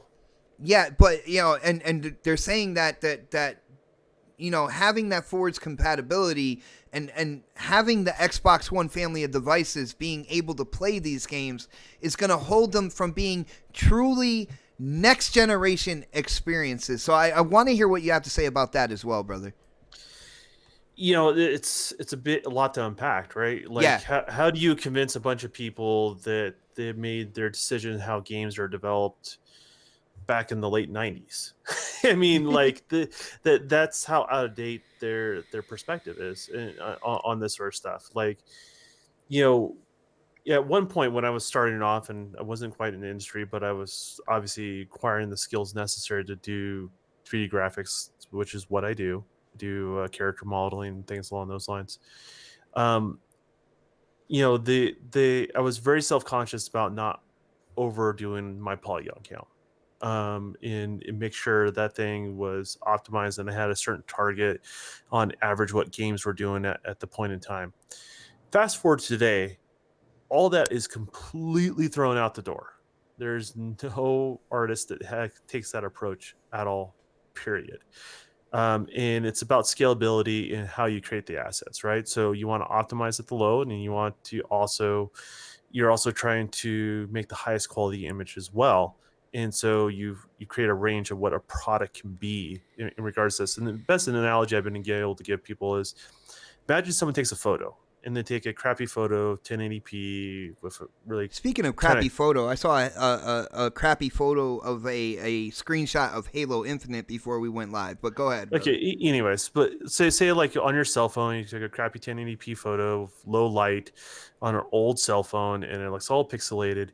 And you go to display it on a television, that 1080p television versus a 4K television, the 4K television is not going to make that image any better because the original source image is crap, right? Mm-hmm. And really, it only looks as good as it possibly can be per display as you go downward, right? So if you take that same image, you take that same photo, but you do it on something like a really nice high-end camera that can capture an 8K photo, right? Mm-hmm. And you have the best lighting conditions and the best sensor possible, and you take that photo, guess what? That image is going to look the best that it possibly can be, regardless of what display you scale it to or optimize it on, right? So, and that's exactly how games work. In order to get the best possible detail, you have to start on the high and work your way down. Matter of fact, you can go on. There's a very popular software that I use. It's called ZBrush, and they usually will highlight different artists in the industry, both in film and games. You'll find the original artwork for the last God of War there, and you look at the resolution of that mesh. That's not playing on a PlayStation 4. and they have all those assets. They're there.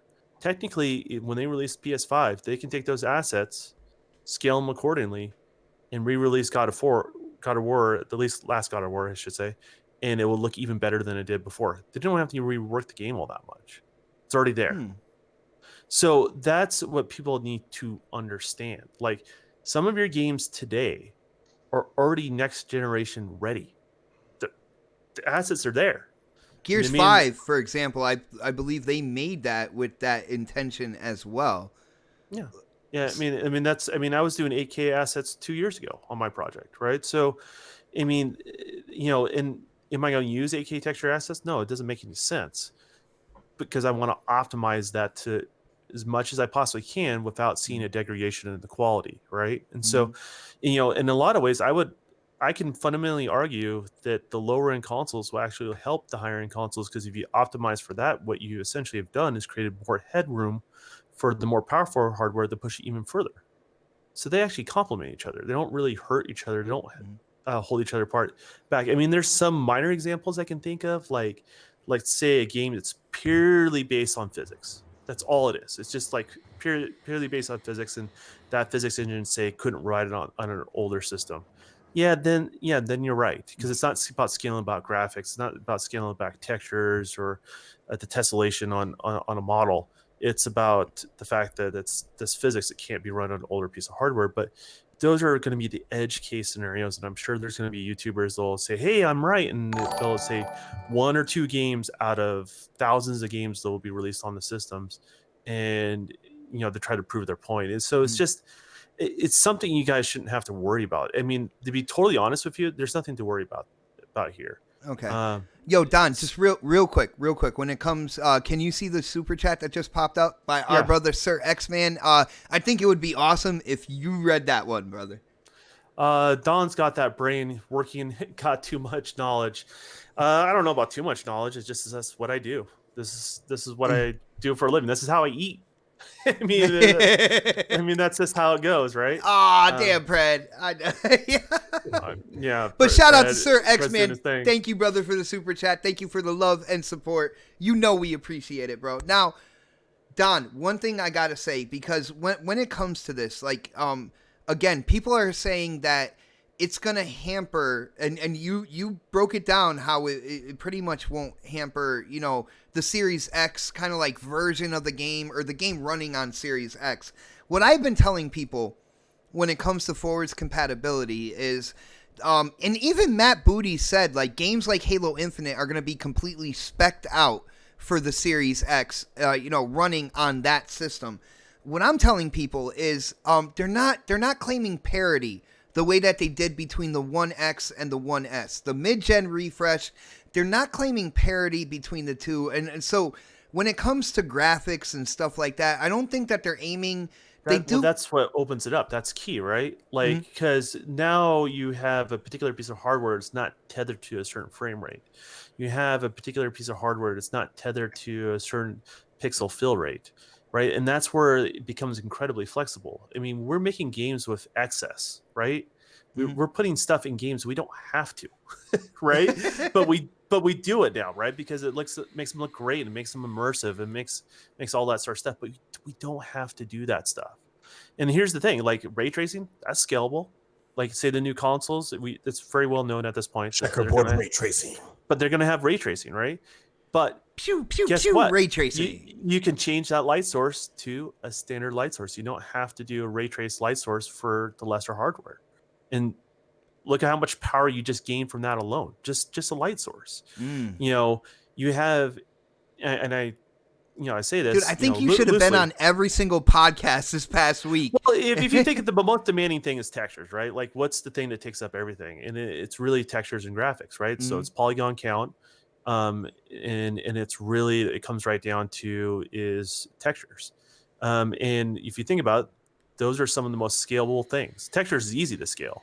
I would say polygon count, it depends on how you build the model, but if you build that with a mind, it's not a big deal.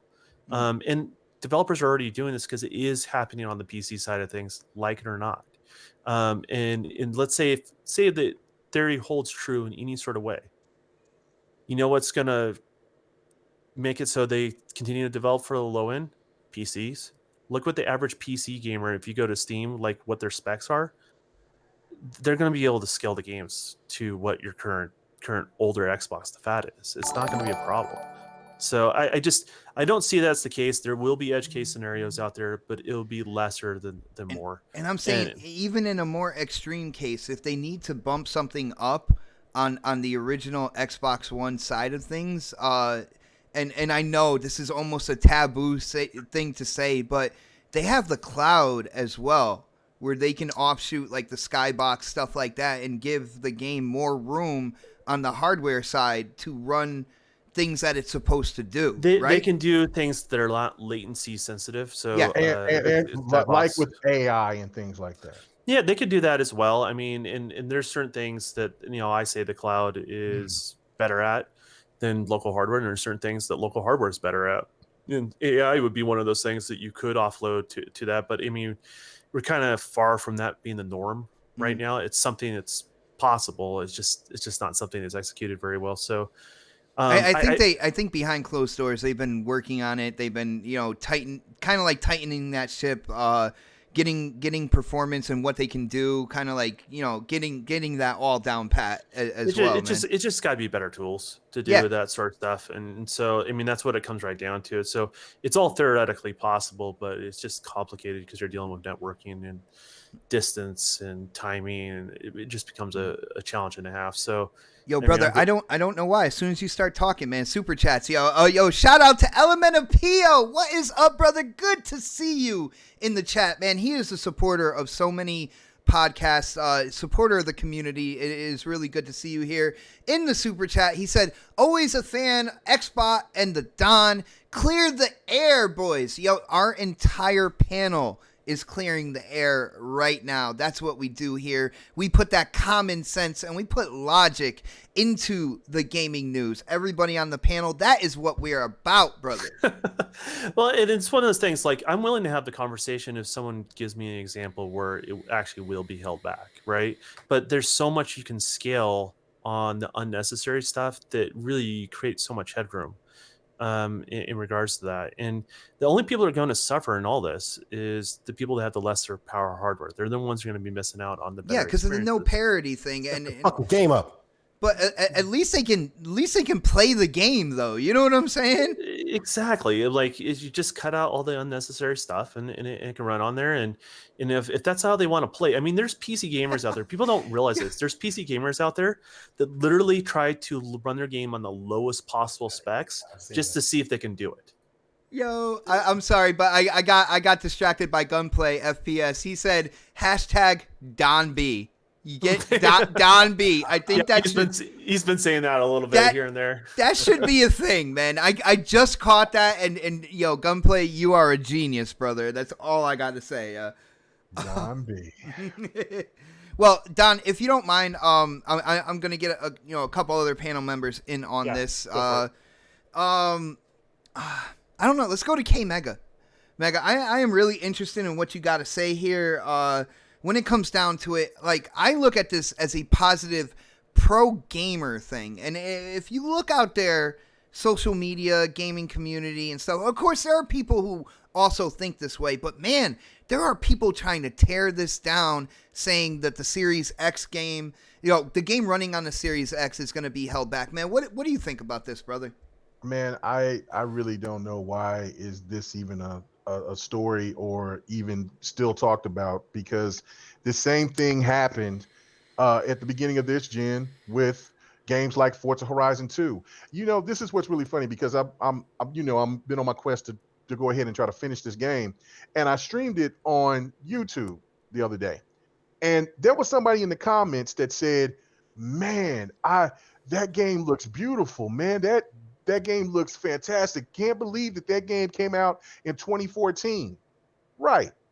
But you know what? What's funny is that game was also on the 360. But that game on the 360 didn't look anything like what it did on the Xbox One Fat. You had Titanfall. You had other games that looked and performed better on the other hardware. Nothing got held back. Even as inferior as the Xbox One Fat was. to now its predecessors, which is or its enhancements, which is the X. And so then, like, if people still keep talking about this parity thing, I've been saying this here, and I'm going to say it again.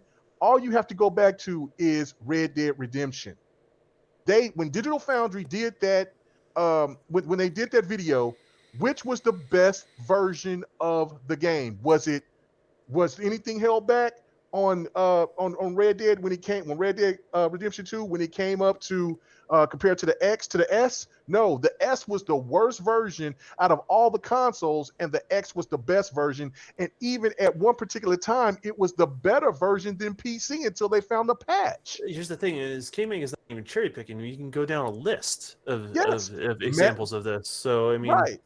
Yeah, Metro. I mean, there's tons of games. That's the thing to me is that's where it's mind-boggling. And again, a lot of these people are taking this source material from people that refuse to buy 4K televisions. How are you going to listen to somebody that even don't want to support 4K HDR10 FreeSync television that can hit 120 hertz, but yet you'll still take their advice than somebody that went ahead and got the tech to want to support these things, or they won't buy a PlayStation Pro, or they won't buy Xbox One X. So explain this to me, why these people will be making more sense than people that actually do see these things in right there in hindsight.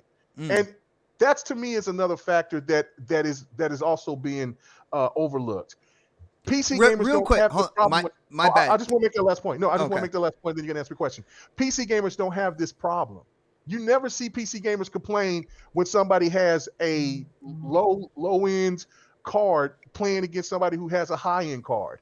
No, that person that has the high end card playing against somebody with the low end card is not it does not have it doesn't feel any type of crazy impact because that person's card doesn't have enough power compared to the other person's.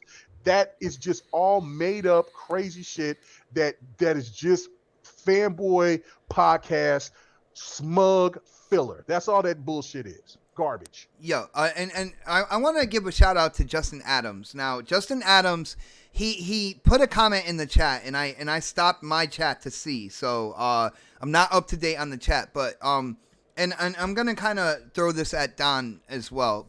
But he said Navi 2 is about 60% more powerful than it's actually GCN, not GNC. It's GCN, and he's it's talking about the RDNA. Yeah, and he said so that makes the Series X about 320% the power of the Xbox One X. So 300.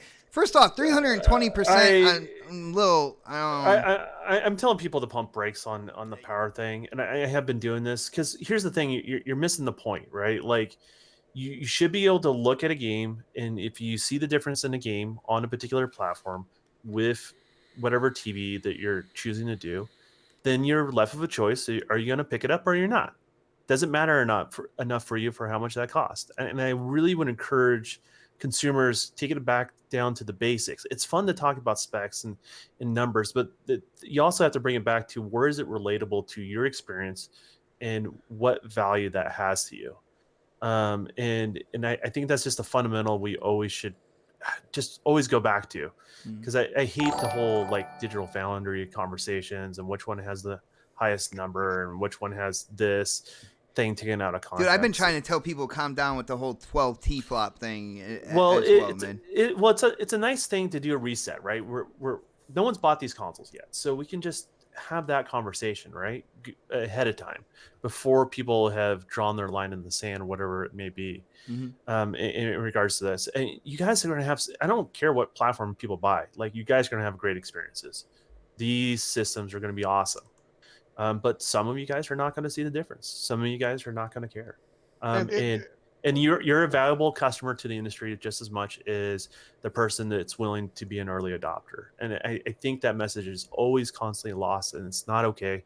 And whatever little bit of influence I have, I want to make sure that's. Dude, I want to set the record straight before things get completely out of hand. And in some areas, some parts of the community, it has already gotten there. But like I said, we are about common sense. We are about logic.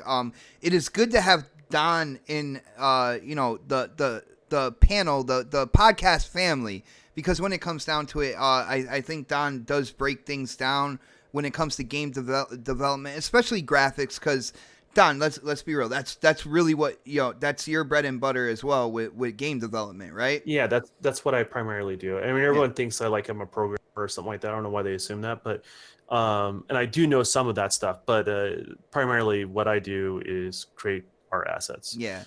So models and things along those lines, textures, all right, UV corners, hold on real quick. I got to shout out Sir X, man. He hit up the super chat one more time. He said, "Good 4K TVs are cheaper than graphics now."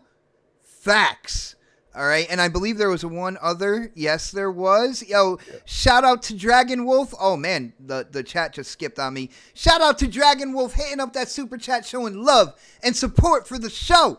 He says, "Don't forget all the Xbox can be xCloud boxes as well." And Dragon, again, I'm glad you're not afraid to say that. There's a lot of people out there who are afraid to talk about cloud with everything that happened with Crackdown and stuff, but cloud is still a thing. Cloud processing will be used with Series X and those systems moving forward as well. So shout out to you, brother. You have you have a head on your shoulders. It is good to see gamers using that. And let me also address one more point about, so people are talking about the SSDs and how that's not going to be scalable. The difference is the lower end systems will have loads. The newer systems simply won't. I mean, that's all that is. It's going on there. So like you're open world, or you're like, guess what? You have a load screen.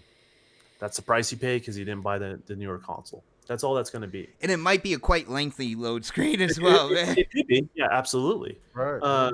And so like that's all that means, right? Like the SSD, people want to say like it's going to be game changer, and I get where it is and how people are excited to actually have these as standard in these consoles, but the harsh reality, it just allows the worlds to be more continuous. Is probably the best way to describe that experience for you guys going forward. So nice. Yeah, and before you get to Pred, I just want to say no, this. I'm glad you remembered, man. I was going right back to you as well. Oh, okay. Yeah, no, I just wanted to say this. If this is true from what Schaefer, whatever, Jason, the guy from Kotaku, Schreier, if he's correct on what he posted of saying that the games that they're going to show are all PS5 titles, then that also puts in question about the backwards compatibility, and it also puts in question about their thought process of leaving gamers behind. Xbox won't do that, and PlayStation might do that. So if that console is not $400, and let's say it's $500, then you're also having PlayStation 5 games that's going to be $60 or plus a pop on top of a $500 console. When you look on the other end, when you have Game Pass, you have Halo Infinite and all those games available for whatever the price that the Series X is going to be. And even if you're still on the fence for buying the S, you still can go ahead and maybe buy an X or the Lockhart or whatever the case may be, and you can still save more money because it'll be more bang for your buck. Yeah. So I hope that's not actually true, and they do have backwards compatibility, because if not, that's going to be crazy. The forwards compatibility is more of my issue. Like, I would be willing to spend like $200 for like a PS4 Pro, because it's 2 teraflops lower than the Xbox One X, and the Xbox One X is selling at $349. I could find it right now on the internet for $349. So my problem is if I'm gonna purchase the PS4 Pro and I have to pay the same amount as an Xbox One X, and I'm going for those exclusives, which we all know, I have said it 100 times, I'm not a single player gamer. I'm not. Okay. You liar. You play Outer Worlds, man. What are you talking about? Outer Worlds is more fun to me than half the games I play. That's a single player game, though, brother. I've already played Death Stranding. I say nothing about it because I don't want hate on Twitter. Crispy gets sidetracked. Let him finish his thought. Okay, yeah, my bad. But in general, like, if you said, okay, we're going to support that for a year to 2 years, I might be interested in purchasing a PS4 because I do want to play some of the games I haven't played, like Horizon Zero Dawn and stuff like that. But in general, you haven't said a word about it. Like they're basically... Predator, thank you, brother, for putting that. Just real quick, huge shout out to my brother Clowns, who his wife got into an accident. Predator put up a GoFundMe for anybody who can donate anything to help this brother out in his time of need. It is Italian Clowns from Four Guys with Quarters. A very Four Guys helped me out so much in creating this show.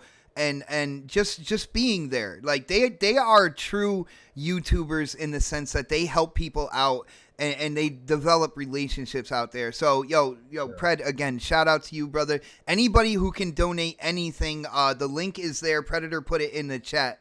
Thanks again, Pred.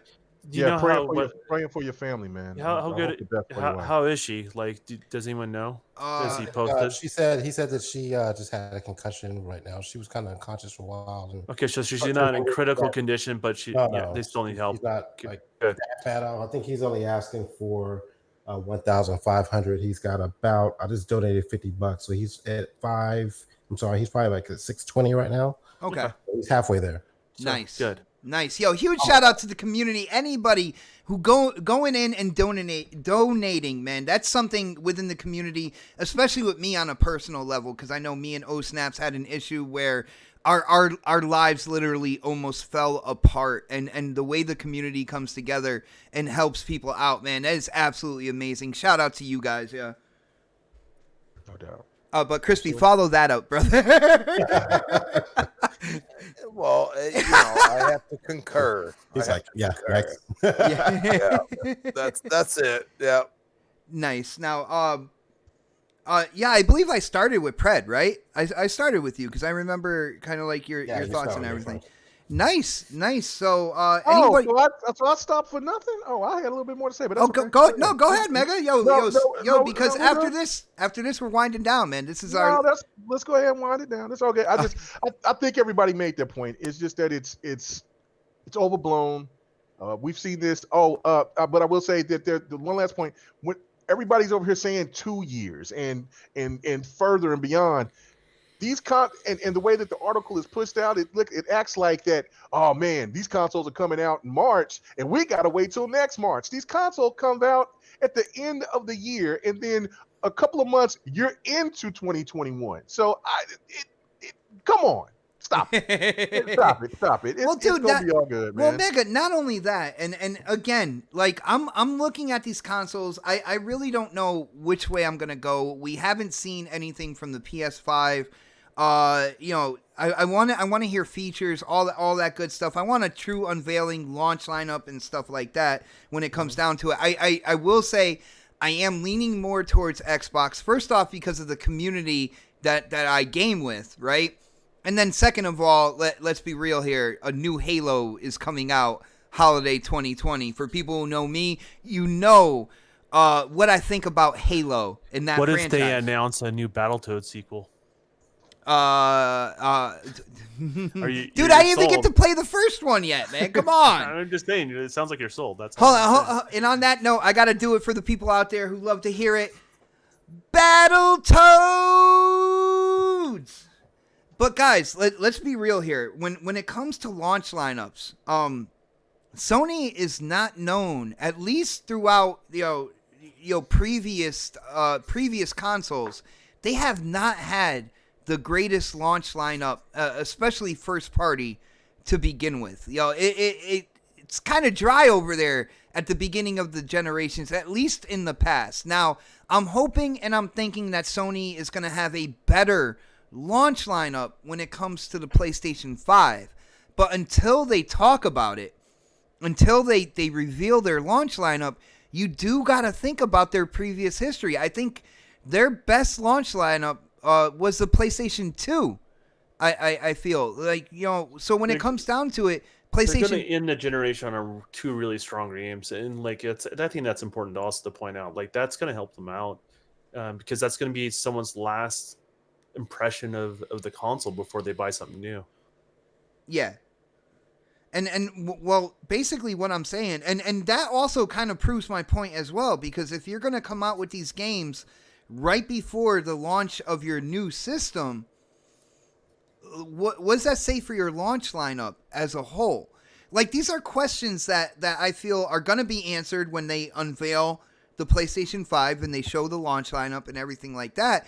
But until then, like, I don't know exactly what's going on. And if I go through their history, they have not had strong launch lineups for the system. To be really honest with you, they pick up about like 3 years into the generation.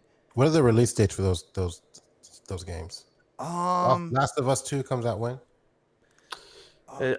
All we know it's before the end of the year, before the next console release.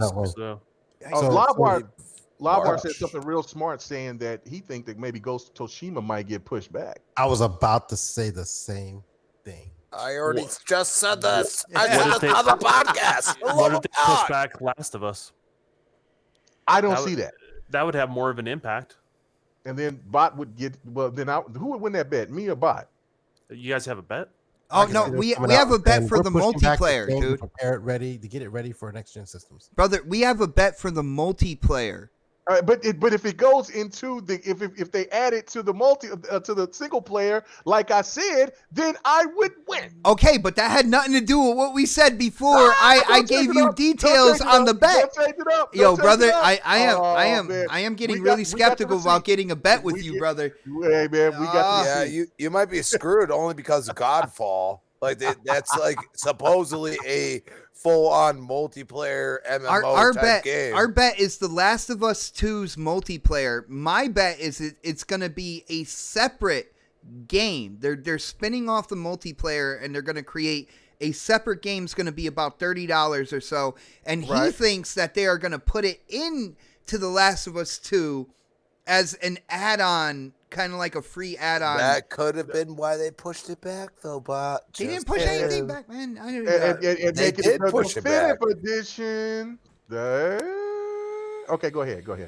Sorry, Fred. We just interrupted Fred, man. Mega, I am so glad that I actually remember the details of our bet, and I have a feeling that when I win, you're gonna be like, "Yo, dude, that's not what we bet on." But we'll see.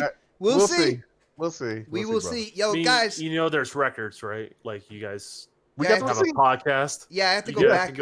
I forgot which episode, man. And I number the episodes and everything, and I forgot which episode. Circle this one because we just went over it. So all right, people. Guys, that's basically it, man. It is Saturday night. Gamers got a game. We gotta get the controllers in our hands. One thing I will absolutely say, huge shout out to everybody who came and checked out the show tonight. The chat was absolute fire. Dude, there was some really funny moments. I have another super chat by my brother, Sir X-Man. Are the PS4 controllers compatible with the PS5? Brother, again, good question. No announcement on that. I would think they would be. But we don't know yet, man. I would hope so. I would hope so for people who like the DualShock 4. Me, myself, I feel like the DualShock 4, the plastic, the rubber on the joysticks, I feel like it was made with very, very cheap material. So I if I go in on a PS5 at launch, I'll be looking forward to a new controller and hopefully better materials that they build that controller with. I'm hoping and praying, man. But again, huge shout out to the chat. Thank you guys so much. The chat has been definitely entertaining for me, and I can pretty much guarantee the rest of the panel. You guys are always a part of this show as much as the panel is.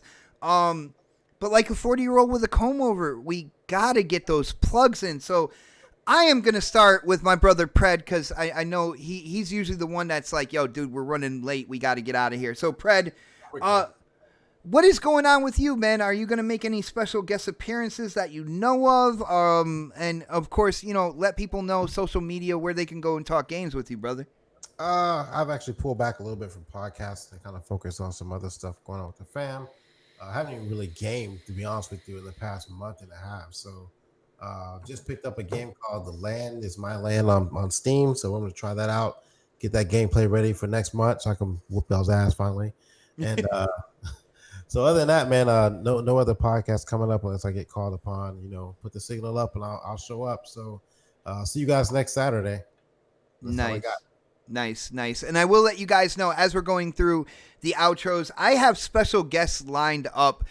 Starting next week, we will have Enrique from the Basement Radio Arcade podcast joining us next Saturday, and I have a couple guests lined up. One of them, my brother Wilmy Hood, will be on this show in the next couple weeks as well, and maybe a couple other surprises. So it's gonna be a really fun time on next podcast in the next coming weeks. On that note, let's go to my brother with the newer logo. Of course, that is Crispy Bomb. Crispy, you stream on Mixer. Let them know your channel there, what your plans are, what games you're streaming, and whatnot. And, of course, social media-wise, let people know where they can go and talk games with you, bro. Well, at Crispy Bomb on Twitter, at Crispy Bomb 28 on Xbox Live, Crispy Bomb 28. Let's not put the at in front of that. And, you'll find me Monday with Primetime Gaming with Boom. And Retro Renegades Tuesday night, of course. We will be there. We will say whatever the hell we want to say. And Retro is a crazy show. Yo, shout out to Jay, man. Graphic God, dude, you are the man. That's all I gotta say. There we go. I mean, he is the graphic god. Let's put it that way. And you will find me here as long as work lets me, as I like to say. Are you trying to do a little look into the future? Work is gonna kind of come in on this, man. You gotta let me know. I always let you know, but guess what? I'll be here. All right. That's the Saturday night. I will be here. That's it. I think these jobs need to really recognize and they need to start watching next podcast as well. Because, shout out to my brother Knox, still a family member of Next Podcast, but his job went absolutely insane, and now he's MIA. You know what I'm saying? Missing in action. Pred, go pick him up, please. Yeah, Pred. We'll send our special ops here, Pred, to go grab him real quick and rescue his ass.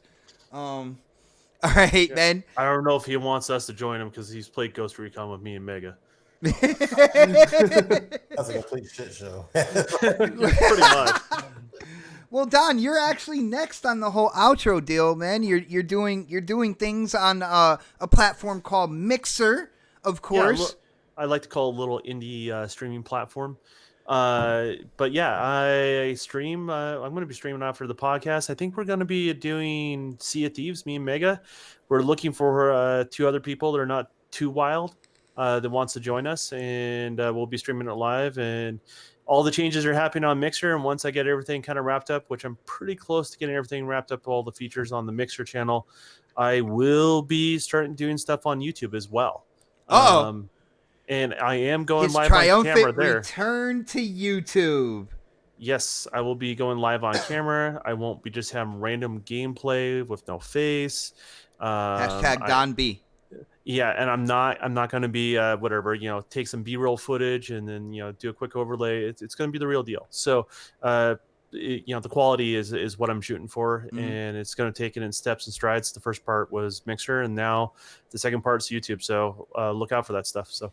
Yeah, I will say YouTube is going to be rougher. Mixer definitely has a better overall when it comes to the look of your streams and stuff like that. YouTube's going to be a challenge, brother. No, I'm not streaming on YouTube. I'm just going to I'm going to be posting my just videos. But I know you're I mean, in terms of your job and everything, you're a graphic whore, man. You want everything to look the best it possibly can be. Yes, and that's the reason why I haven't gone on YouTube yet.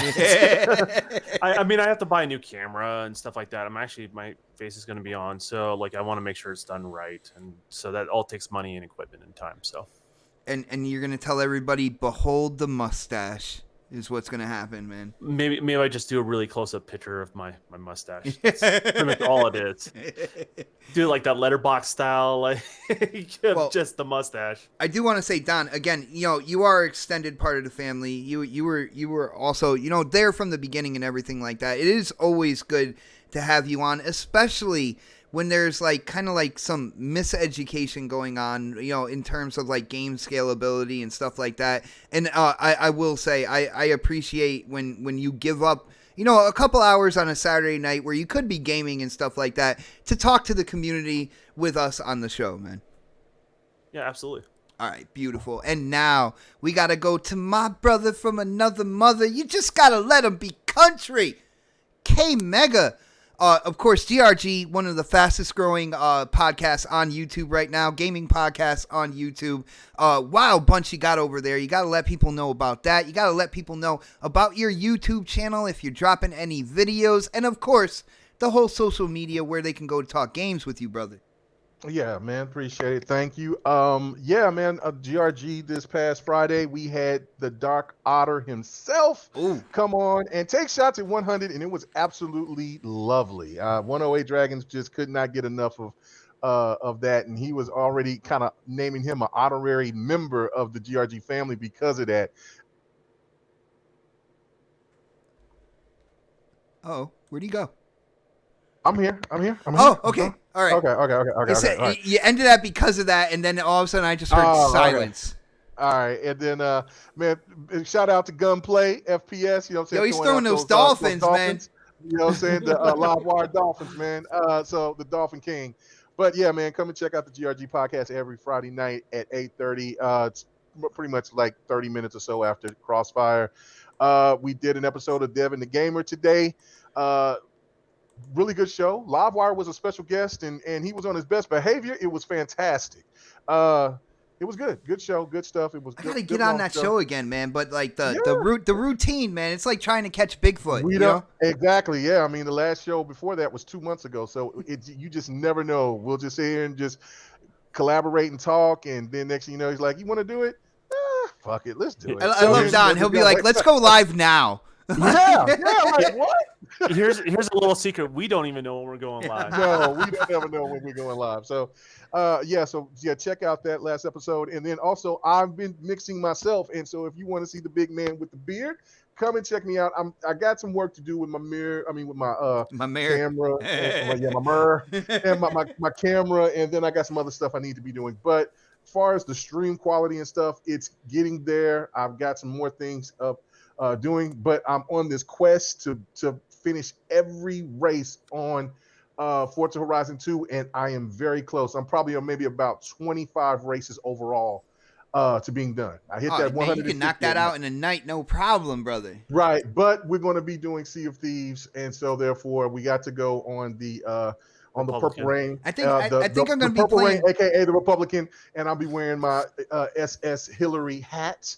So we'll be doing that damn thing. So come and join us, man. We'll be on Mixer here in about an hour and a half. So, and then, man, just have a good night, man. Everybody have a great weekend. And somebody in the chat, they sit there and said, not only for Pray for Clowns and his wife and family, but pray for Puerto Rico, what happened out there, and also pray for the people out there in Australia for the things. What the freak happened in Puerto Rico, man? Like earthquake. Dude, my phone didn't work at work today, and I did it happen today? No, it happened earlier I think yesterday or the day before yesterday. And for the shit that's going on in Iran, those people that died out there in that plane, that shit's crazy. So, a lot of shit going on in the world, but you know what? Hey, we just pick up your sticks and game and have a good time. Yeah, no doubt. With everything going on in the world, it kind of makes this whole console war bullshit that people steady try to talk about on social media and everything. It really shows how absolutely irrelevant all that stuff is. So shout out to Puerto Rico, shout out to Australia, shout out to innocent people out there in the Mid East, in the Ukraine, all that good stuff, man. When it comes down to it, games are supposed to be a fun experience. Let's keep it at that, people. Let's have fun. Let's get together. Let's create memories, enjoy life, and that's what gaming is all about. Again, huge shout out to the chat. Thank you guys for hanging out with us. If you haven't done it yet, definitely hit that thumbs up button. If you haven't subscribed, definitely subscribe. We are here every Saturday night, 7 p.m. Eastern, to give you the most up-to-date gaming news and, of course, to entertain you guys out there. But it is Saturday night. The gamers got a game, so I'm going to end the show the way I do every week. We will see you next Saturday for the next podcast. Have a great weekend, everybody. Peace. Penis statement. Oh, no. I'm going to be playing the penis team game. No. Pretty soon. Dude, you got what's for all that? We're out. I got Don't like it too much. All right. Yo, there we go.